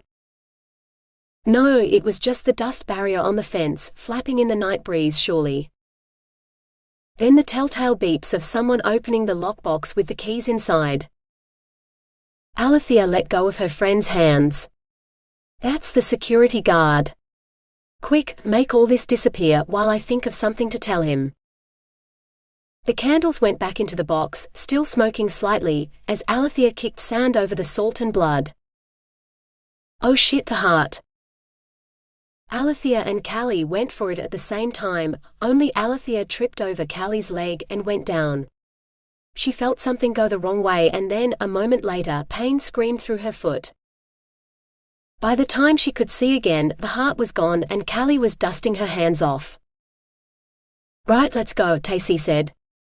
Over the fence before the security guy comes in. Can't, Alethea said. I've twisted my ankle. What do we do? Callie asked. You three go over the fence and I'll distract him by asking for help. I'm the only one who's actually authorized to be here. I'll tell him I forgot something and came back to get it, then tripped and twisted my ankle in the dark. He'll have to help me, which will give you time to get to. I only have one key and I can't give it to you or that'll look suspicious. Go to the car. I'll text you when I get home safe. The gate was already swinging open. Go. The others sprinted off into the darkness, while Alethea could only groan. The slightest movement hurt like hell. This was worse than the time she'd twisted her ankle in hockey at school, and had to be carried off the field. Help, Alethea said, her voice scratchy from all the chanting. Stupid spell. She cleared her throat. Someone please help me. I've fallen and twisted my ankle and I need help. I'll help you, miss. The most amazing voice, so deep and dark and dipped in a distinct Scottish accent, it turned her insides liquid. If the dating app guy had sounded like this, her vocabulary would have been reduced to one breathy word. Yes. Warm arms closed around her, lifting her up, and Alethea sighed in relief. 17. Help. One word echoed through Stanley's head like it was a bell. Must protect her. He fought his way through a tangle of bodies, clawing for the surface. Yet when he rose into the air, he was not alone. Demons. Huge horned winged demons, flying shoulder to shoulder with him like soldiers marching into battle. Brothers in arms. Until he saw her. A flash of silvery blonde hair spread out on the ground, for she'd fallen. Help. The voice was hers. Mine, he growled, swooping in to claim her. 18. Pain grayed Alethea's vision, but it didn't dull her hearing. The dust barriers were beating in the wind again, just like wings, and the chill night breeze stroked her face, keeping her conscious, but just barely.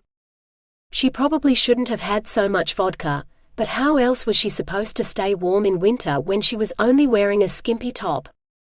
And pants, of course. Couldn't go to a graveyard without pants.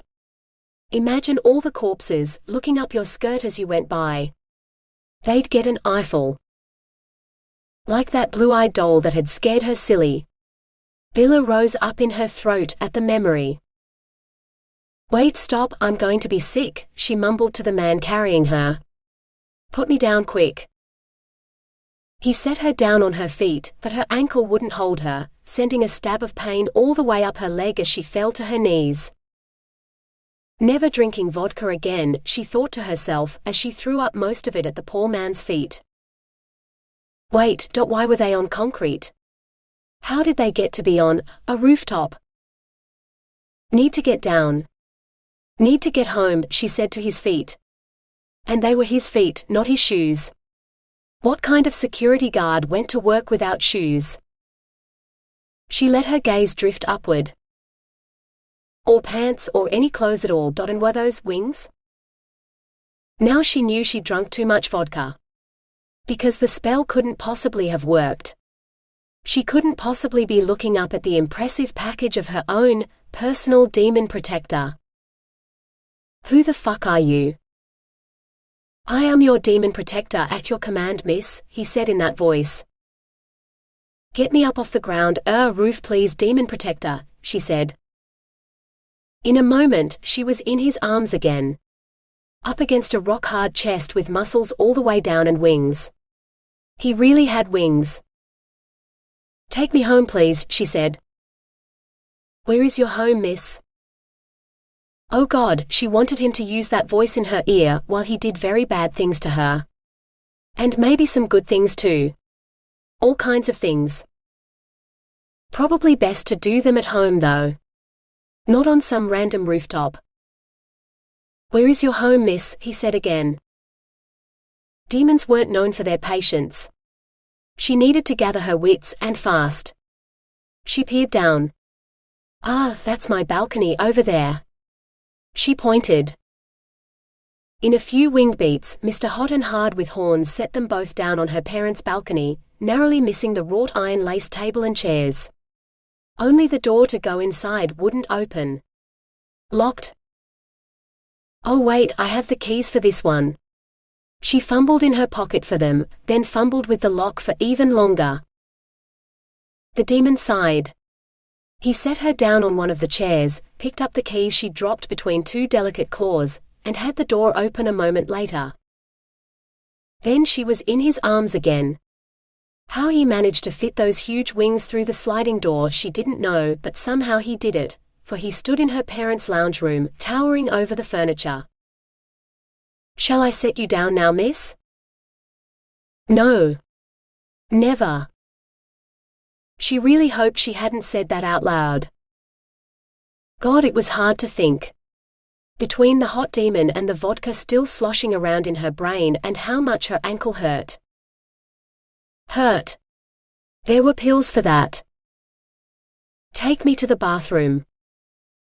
He bent down so that she could grab some pain relief from the cabinet, and a cup of water to wash it down with. Then 3 more to chase away the biller and make sure she wouldn't have a hangover. That done, there was only one place she wanted to go. "Take me to bed please, demon protector." And he did. 19. Stan set her on the bed. She lay still for a moment before she started thrashing about, like a fresh-caught fish. Too late he realized she was trying to unfasten her scandalously small shirt. "I'll go make you some tea," he mumbled, rushing out of the room. He knew he'd found the kitchen because there were plates and cups in a sink, and more in the cupboards above it, but it wasn't like any kitchen he'd ever seen before. In order to boil water, he needed to fire up the stove, but beneath the hot plates was only a cupboard full of pots, no space to light a fire at all. Nor was there wood or coal to burn. There was a kettle, but it sat on the bench, tethered to the wall, beside a tea tin that contained paper pouches instead of tea leaves. He couldn't make tea. But he had to make tea for Carlton because that was the civilized thing to do, and if he didn't do the right thing, she might not agree to be his bride, and that's why he'd stolen her. He would simply have to go to her and admit he did not know how to make tea in her strange kitchen. Surely she would give him some credit for wanting to do the right thing. He trudged back to her bedchamber only to find her curled up under the covers, fast asleep. So she wouldn't be needing tea anytime soon. He sat down on the chair beneath the window and stared at her. He'd never seen her this close before, and she was more beautiful than he remembered. Her voice was more melodious too. He'd only heard her speak once before with her brother when William Steel said she'd killed him. Carlton had killed him. Most men he knew would wrap their hands around her neck and choke the life out of her for that. Naught but self-defense really if she'd tried to kill him. But he couldn't bring himself to do it. Even if she had killed him, which made him, what? Not an angel. A demon maybe, for he did not recall having wings and horns before he died. A cunning man would ravish her as she slept, so she'd have no choice but to marry him or be ruined. Then again, he had no need to even touch her, just his presence, alone with her in her bedchamber, would mean her ruin, should anyone know of it. But he couldn't bring himself to ravish her, either. Some demon he was. Weren't demons supposed to steal maidens' virtue every chance they got? Or at least torment them? This was not going at all like he'd imagined. He'd meant to steal her, and then when they were well away from her brother, he'd explain to her how much he loved her and how he meant to marry her. She'd come to love him as he loved her and willingly invite him into her bed where he'd, well, ravish her. Maybe that's what she'd been about to do when she began undressing, only he'd left to make tea and… God, he was a fool. Now it was too late to ask her because she was asleep. He'd just have to sit there and wait for her to wake then.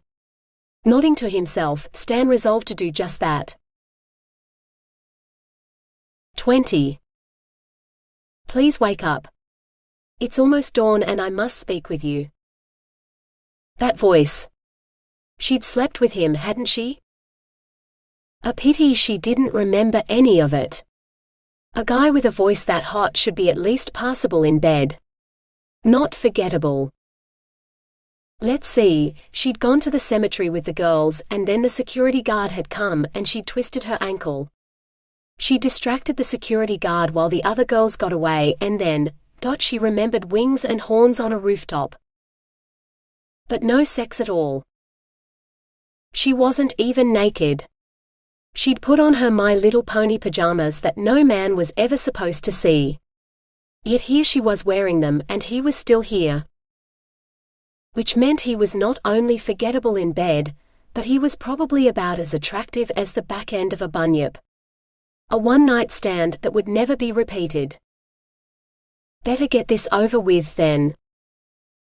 She forced her eyes open. Oh wow. More like the front end of a bunyip, if bunyips had horns and wings, and was that a 6? No, definitely an 8-pack. Please. I only have a few minutes before the sun comes up. What happens when the sun comes up? She asked. I turn to stone in sunlight and don't turn back until after sunset, he replied. Which is why. Alethea nodded slowly. She might not remember much of last night, but she did know her way around her parents' apartment. Okay, so if we block out the sunlight, that'll buy us some time, right? He nodded. Then we need to close the shutters. She slid over to the side of the bed and set her feet on the ground. Only to find that one ankle had swollen up twice the size of the other one. No way was she putting any weight on that. Move the curtain on that side. There's a switch next to the window. He followed where she was pointing and found the switch. This? Yes. Flick that and the shutter should come down. With a protesting whine, the shutter slid into place, shrouding the room in darkness. There's a switch like that and a shutter on every window. If you close all the shutters, we solve the sunlight problem, yes? Again, he nodded. If we've only got a few minutes until dawn and my ankle's not going to get me anywhere fast, do you think you can close all the shutters in time? Quick as a shadow, he was gone. By the time he returned, she'd turned on the bedside lamp and hopped to the bathroom and back. You should not be walking if you're injured. You should have waited for me to carry you, he said, frowning. Yeah, he had a point. Especially as her ankle was throbbing now. She should have grabbed some pain pills while she was in the bathroom, like she had last night. Oh, maybe that's why she didn't remember anything, the pills had knocked her out. Which made it even weirder that he was still here. Look, I need to know one thing first, before anything else. Did we sleep together last night? She asked. He started to shake his head. We didn't have sex, she persisted. Well, that would explain why she didn't remember it. Getting up close and personal with a body like that was something she figured she'd definitely remember. Of course not, he said, looking affronted. Alethea allowed herself to relax, just a little. So what are you doing in my bedroom then? I am your demon protector. You summoned me and I told you this last night. Yeah, she remembered that. She'd kind of hoped it was a dream though. So the horns and the wings are all real then? They looked real. All of him looked pretty damn real, even if he did belong on a book cover more than her parents' bedroom. Of course I am real, woman. Would I be standing here in your bedchamber waiting to discuss an important matter with you if I was not real? He growled. Oh hell. When he growled in that voice, now she understood how it was possible for underwear to melt. Or dissolve. Or spontaneously combust. She shook her head to clear it. Of course. He'd woken her up because he needed to speak to her, hadn't he? She'd had her questions answered, but he was still waiting. Demons weren't known for their patience. Okay, so how about you take a seat, and we can talk about whatever it was that was so urgent, you needed to wake me up for it, Alethea said. I prefer to stand. Actually, he seemed to prefer to pace the length of the room, his tail swishing behind him like some sort of caged beast, or maybe just the bellhouse cat, but Alethea just nodded. Finally, he planted himself directly in front of her, his piercing stare capturing her gaze. Why did you kill me, Carline? 21. She just stared at him, like she didn't understand a word he'd just said. What? She said finally. He was fast losing patience with her. Surely she didn't think he was a fool. Don't mess with me, Carline. The last thing I remember before I died is your brother saying, very distinctly, that you'd killed me. What I want to know is why. She nodded slowly, looking thoughtful. After a long moment she said slowly, all right. Is there anything else you remember, like what year this happened? So perhaps some time had passed since that fateful night, and her memory of it was not as clear as his. He must remedy matters then. It was the winter of 1834, shortly after the natives raided your brother's mill on the southern side of the river from Perth town. You must remember it. He wished he could remember more, but his memories past that last night were terribly hazy. More nodding. All right. Now, do you have a name, Mr. Demon Protector, or what should I call you? Stan blew out a breath. God, she must think him a rude brute, and she'd be right. He hadn't even bothered to introduce himself. He bowed low. Please forgive me. I am Stanley Steel. Stan if you wish. Stan, if I may call you Stan, this might come as a bit of a shock to you, but some time has passed since your death in 1834. It was his turn to nod. Of course. He'd already come to that conclusion. It also explained why he could not use her kitchen. It's now the year 2020. Wait, what did she say? My name is Alethea Bell. I don't have a brother and I've never killed anyone, least of all you. Also, I don't remember any attack on the old mill at South Perth, but, as 1834 was a bit before my time, I hope you understand why I wasn't there. Oh God. He'd almost... You're not Carline, he blurted out. A faint smile lifted her lips. No, I'm not Carline, who doesn't sound like a very nice person if she killed you. I really am Alethea Bell. Well, Alethea Caroline Bell if you want to be precise, but not Carline Bell. Carline Steel. Her name was Carline Steel, he said. Then he shook his head. But you look just like her. The white gold hair, the well-rounded figure. Steel. A relative then? Alethea inquired. Second cousin. We were to be married, Stan said. Well, if his plan had succeeded. If Carline hadn't killed him. Was she? Look, Stan, you seem like a nice enough guy and all, but if she killed you, I have to ask, was she happy about your engagement? She looked almost afraid of what his answer might be. Stan closed his eyes. She didn't even know. Alethea blew out a breath. Well, so much for that as her motive. If she were still alive, we could ask her, but if she was around in 1834, she probably isn't around now. Look, I want to help you, especially after you helped me get home last night, but it's pretty early to be solving a nearly 200-year-old murder mystery. Especially if it's your murder, which I imagine is about as personal as these things get. So, I propose we both take a minute to think about that for a bit, and then we can regroup after I've had a shower. Maybe over coffee and breakfast? A shower? What did rain have to do with anything? And how could she possess rain? Yeah, not something they had here in 1834, I imagine. I'm going to go into that room over there and wash. Naked. Stan swallowed. 100 times while she'd slept, he'd imagined her naked. He'd thought she was Carline, who he'd been dreaming about for years, but still. Do you need my assistance with that? He choked out. He couldn't even decide what he wanted her response to be. She stared at him for a long moment, as though she was reading his mind. Perhaps she was. Finally she said, "You know, I can't tell if that's supposed to be a come on, or if you genuinely want to help." Well, that made two of them. She held up both hands. "I can probably hop in there by myself, and sit on the little plastic stool I've been using to shave my legs, and hop back here okay. But if you'd be willing to carry me to the kitchen, that I wouldn't refuse." "Then I will do as you wish, Miss Bell." "Alethea. I wish for you to call me Alethea."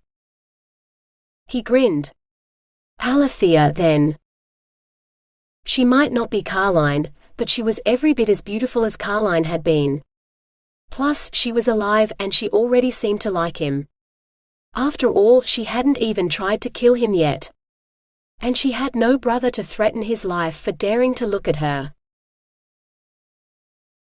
22. Alethea waited until the hot shower spray drowned out any noise she might make, before she sank onto the shower tiles and burst out laughing. It was partly hysterical laughter, but she had to admit it was funny. Last night she'd gotten drunk with the girls and summoned a hot demon, who she definitely had not had sex with, who was not only still here the next morning, but he wanted her help solving a murder mystery. Funnier still, for a moment there, after he'd offered to help her in the shower, she could have sworn there was a wicked glint in his eye that said if she wanted the sex they hadn't had last night, at a word from her, he'd absolutely come and give her the hottest shower she'd ever had. And she'd almost agreed to have steamy sex with a demon. Until she'd gathered up her lost wits and forced herself to say she was showering alone. Of course, he was probably still sitting there in the bedroom, waiting for her.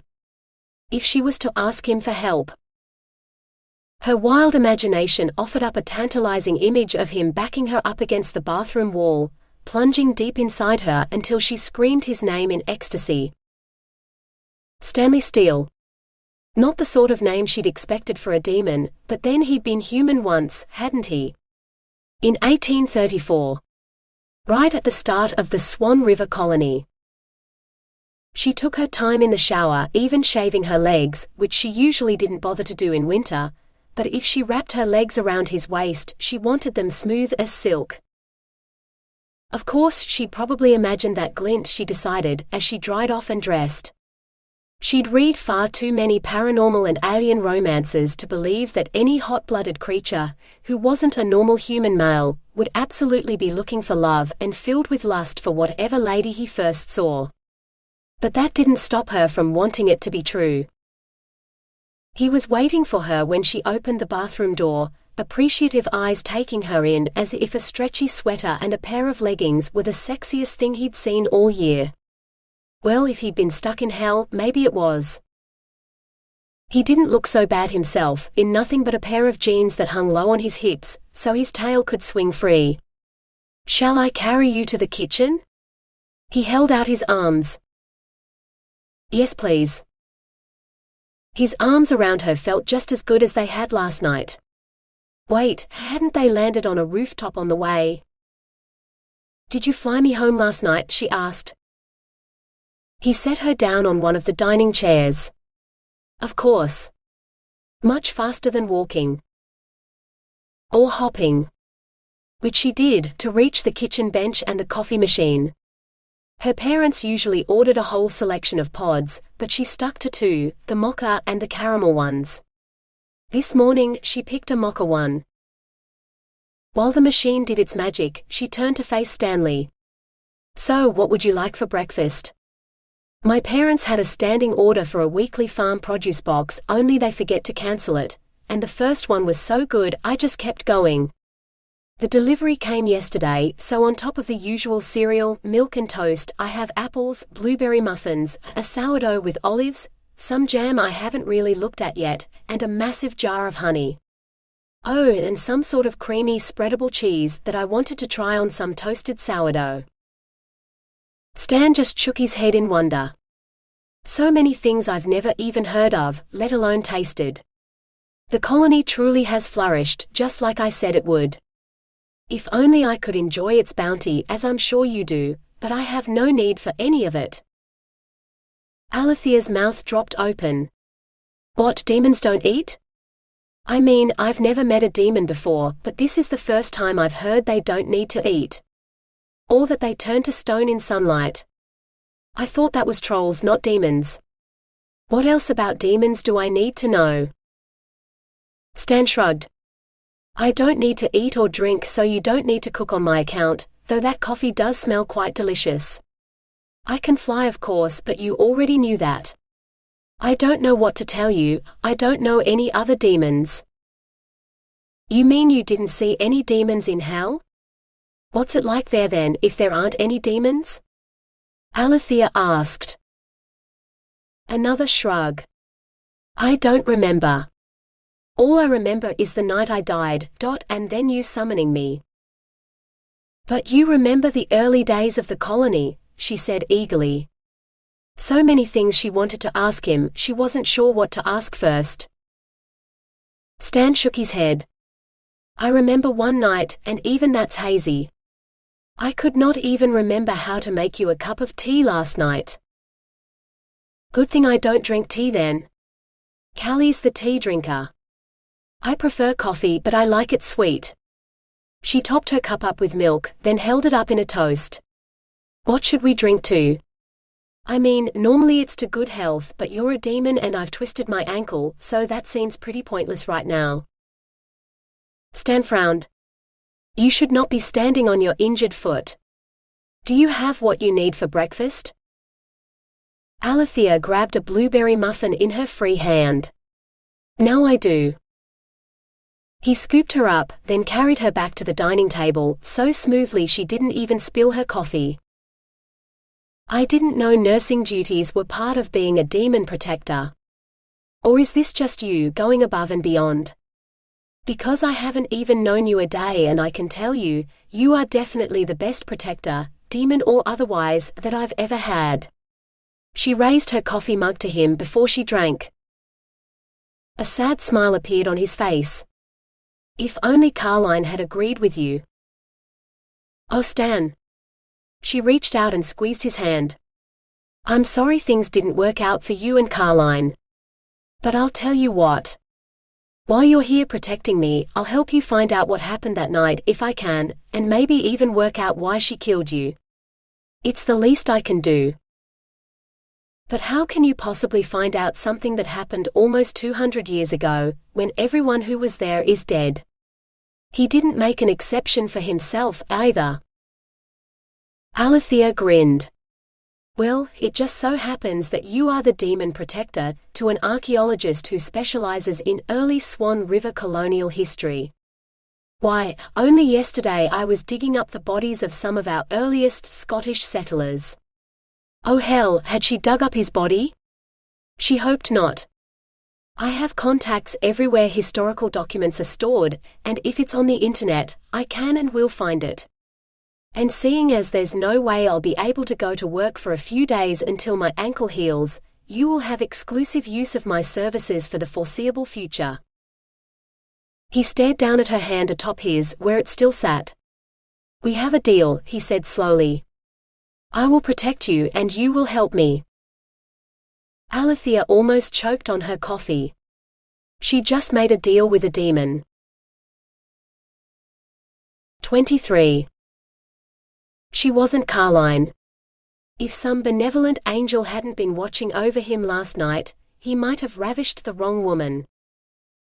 Not that he would have minded, for she was every bit as beautiful as Carlton, and she didn't seem to mind that he was a demon. Which made her an even greater temptation. One he needed to avoid. Because if he truly was back on Earth to be Alethea's protector, then someone had given him a second chance.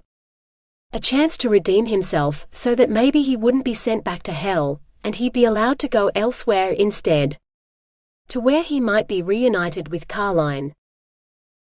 Which of course meant he had to be on his best behavior in every way. To be the best, most dedicated protector Alethea could possibly have. The sort of protector he'd wanted to be for Carlton, if she'd let him. Could you pass me my laptop, please? It's in that bag. Alethea pointed.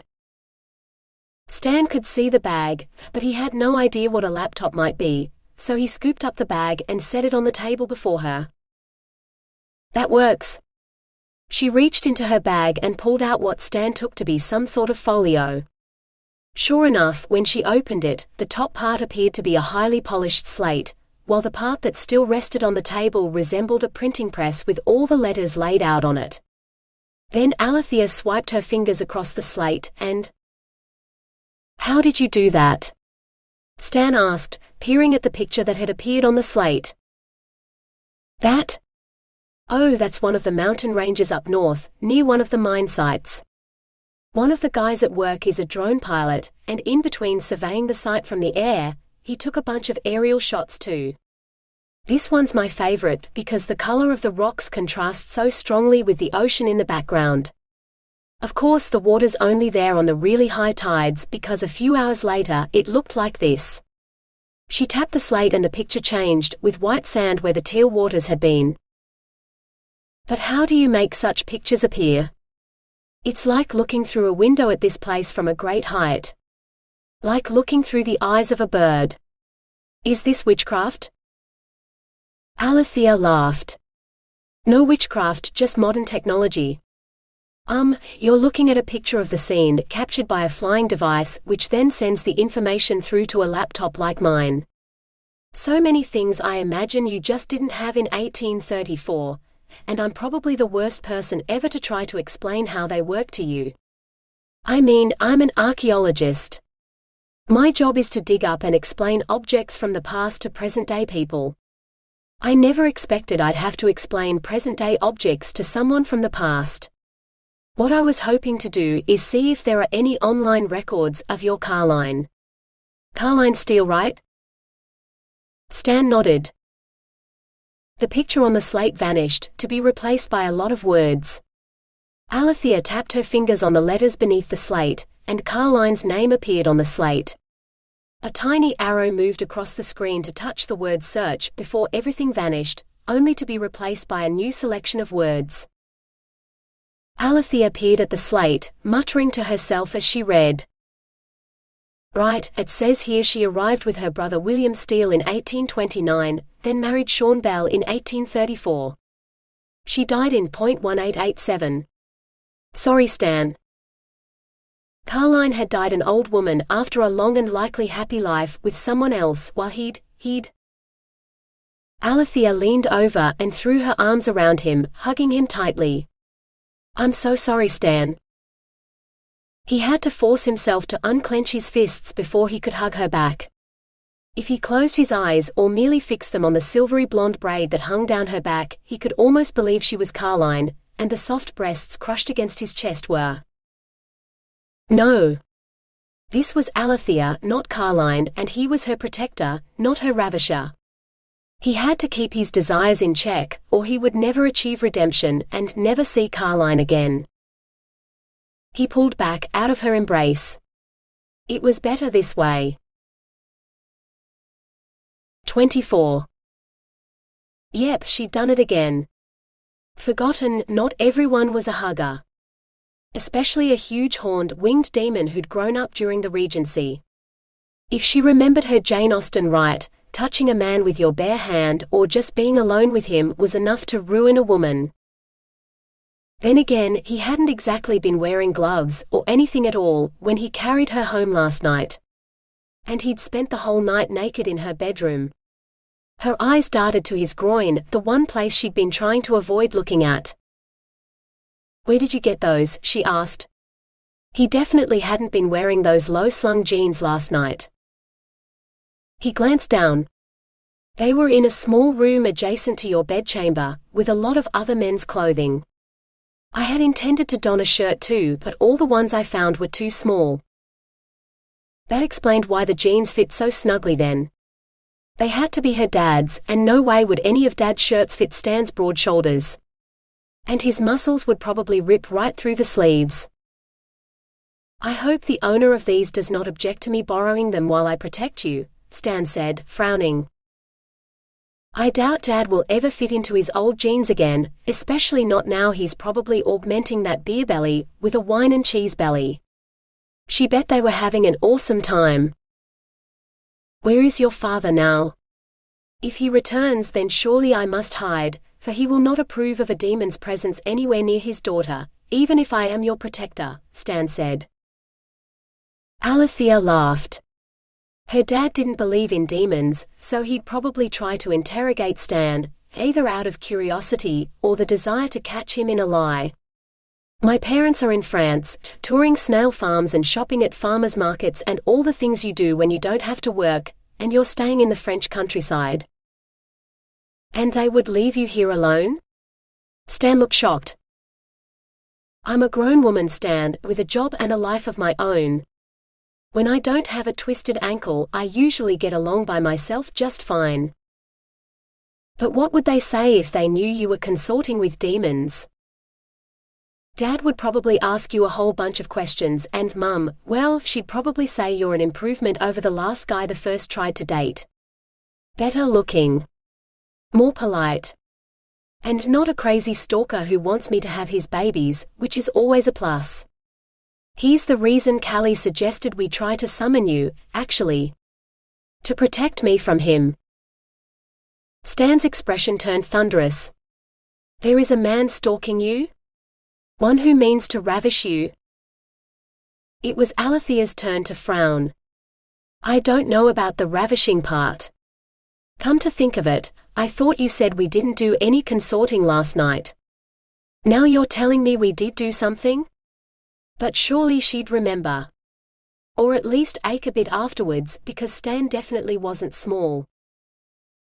He drew himself up. I'm sure I don't know what you mean. Fuck. She rubbed her forehead with her fingers, hoping to stave off the threatening headache.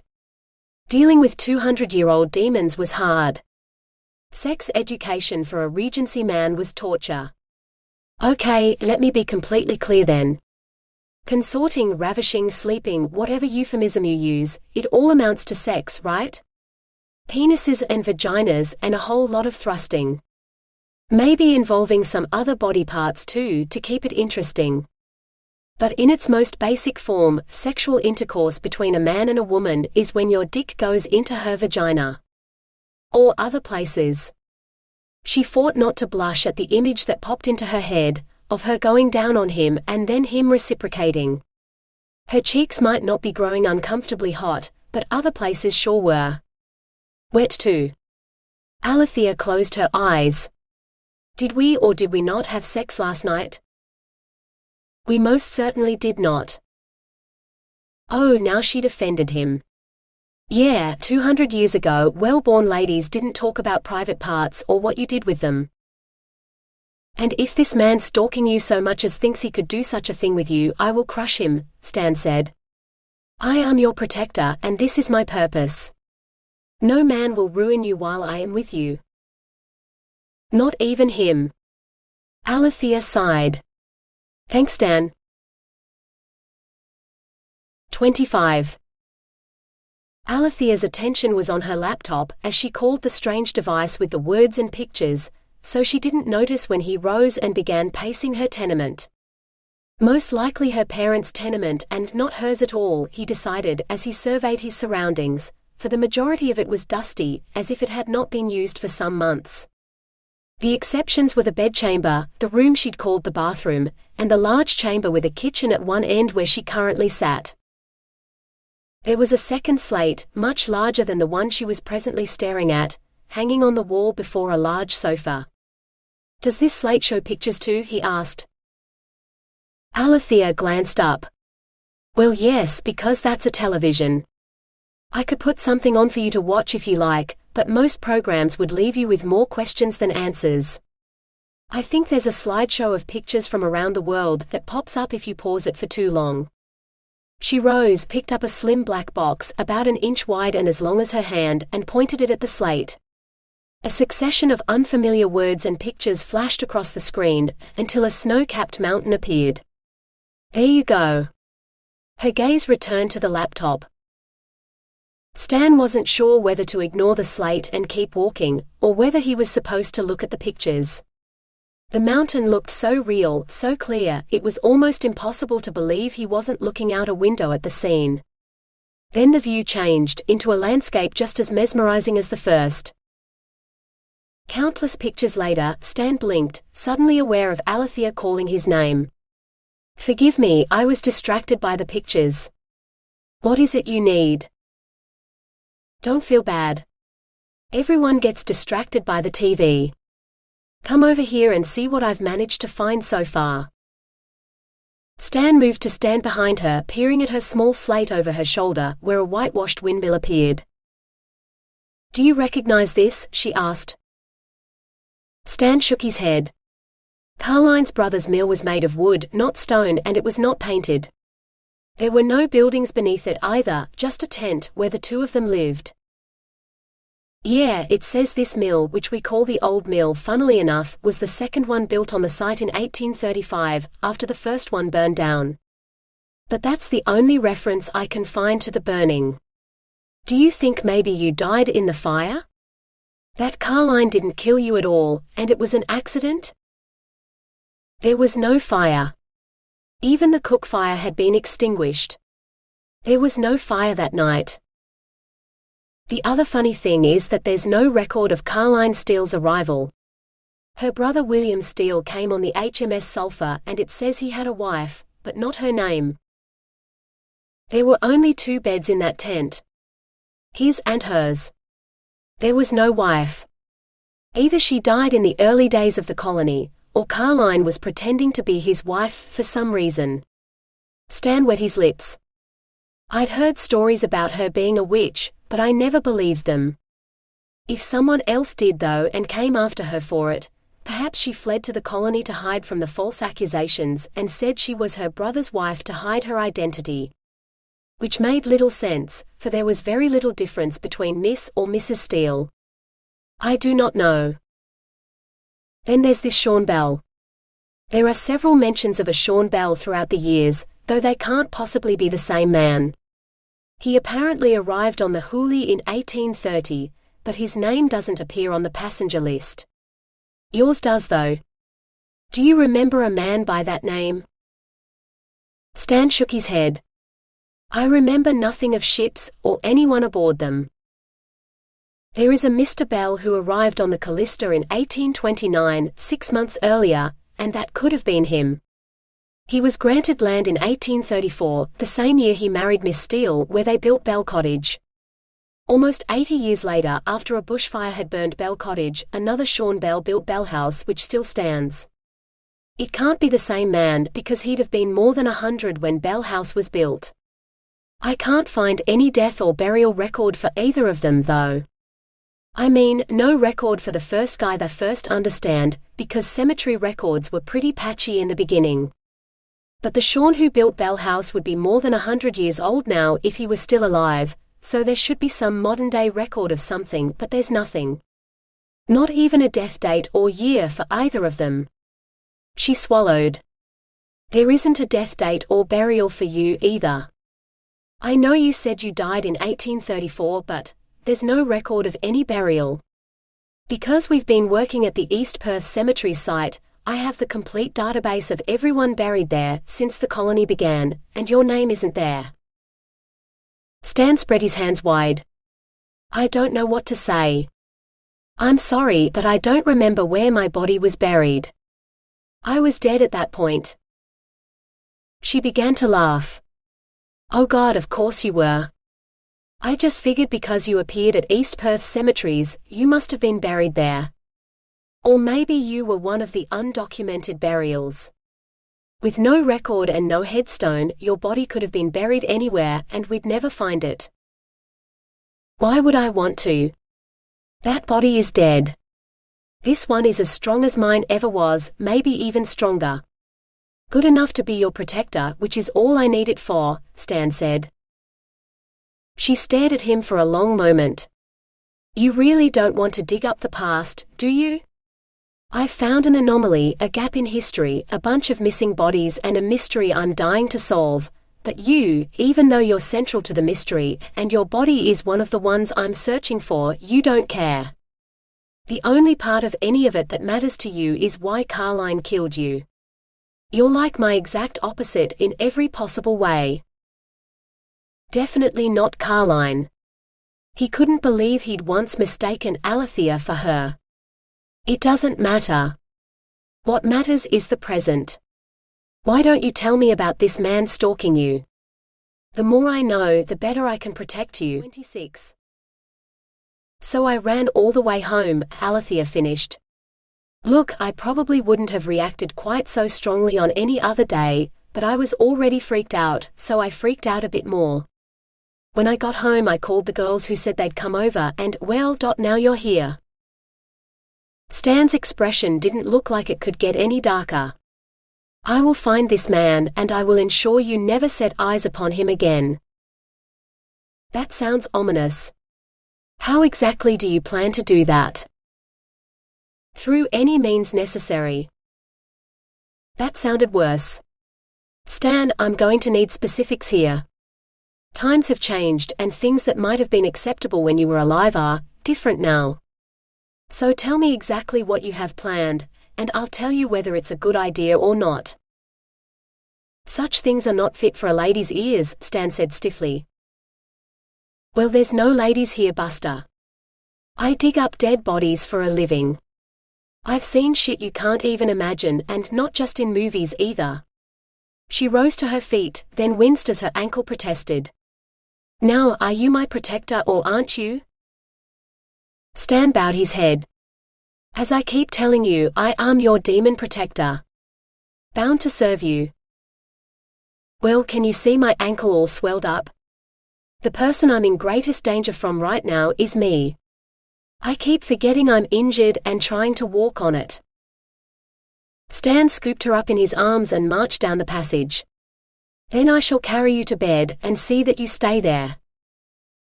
Aha, and who's going to cook while I'm stuck in bed? Carry me over to the couch. It's Saturday morning. Pretty sure I'm allowed to spend the day binge-watching stuff, and maybe bring you up to speed on how much the world has changed since you were last part of it. Put me down there and pass me the remote. Stan set her down, then stood in front of her, looking at a loss. What are you doing? She asked. Now there was a wall of muscle with wings between her and the TV. Protecting you from yourself. She had to laugh at that. You can do that and watch TV, you know. Sit here next to me. She patted the couch beside her. That would not be seemly. Alethea sighed. Look, Stan, I know things were different in your time. Just being alone with me last night was enough to ruin me, by the standards of your time, right? He shifted on his feet and wouldn't meet her eyes. Well, yes, but no one knows I was here, so your reputation is safe. If I were to sit beside you, an unmarried woman, it would not be seemly. Okay then, so if you won't sit on the couch, maybe the floor then? So we can both see the screen. Stan's gaze followed her pointing finger. But the pictures are no longer on the slate. Alethea waved the remote control. I can bring them back. Just remember, if you decide maybe the couch is okay after all, there's plenty of space for you. I will not change my mind. Suit yourself. She flipped through the options. She'd been all ready to watch Supernatural with the girls last night, but it seemed insensitive to watch the Winchesters kill demons when there was an actual demon in the room who'd been a perfect gentleman since he'd first appeared. Maybe something supernatural without the capital S. She clicked through to suggestions, and then had to choke back a laugh. A gentleman from the past who finds himself suddenly in the present, thanks to some supernatural assistance. Yes, Sleepy Hollow should work just fine. It had been ages since she'd watched it, and she did remember liking it when she had. Less than a minute in, Stan folded his arms across his chest. How is this possible? Seeing a battle from the past as though we were only looking out a window upon it. Yep, the pause button was going to get a workout today. It's not real. It's actors in costumes with pretend weapons. Like in a play. Only the camera, the same device that took the picture of the mountains you saw on my laptop, filmed it, so we could watch it again whenever we want. But it looks real. The actors and the film crew did a really good job then. She waited to see if he had any more questions, before she allowed the show to play again. She'd forgotten the hero'd had to dig his way out of his own grave. Had Stan had to do that? Was that why he wasn't worried about where his body was buried, because there was no body left to find? All those empty graves in the cemetery, how many were empty because they'd been summoned as demons? Alethea shivered. This sort of thing was what you expected in America or Eastern Europe or in movies, but not here in Western Australia. Those are modern horseless carriages, are they not?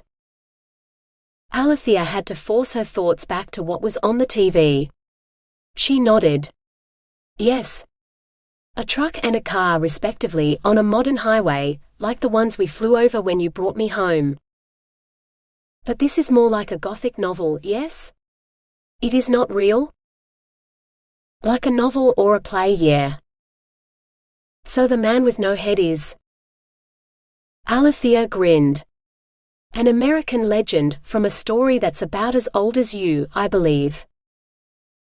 I heard stories of a horseman who carried his head about in his saddlebag when I was a boy, back in Scotland. In some tales he was a man killed in one of the clan battles for the Isles. In others he was not a man at all but a fey creature who collects the dead.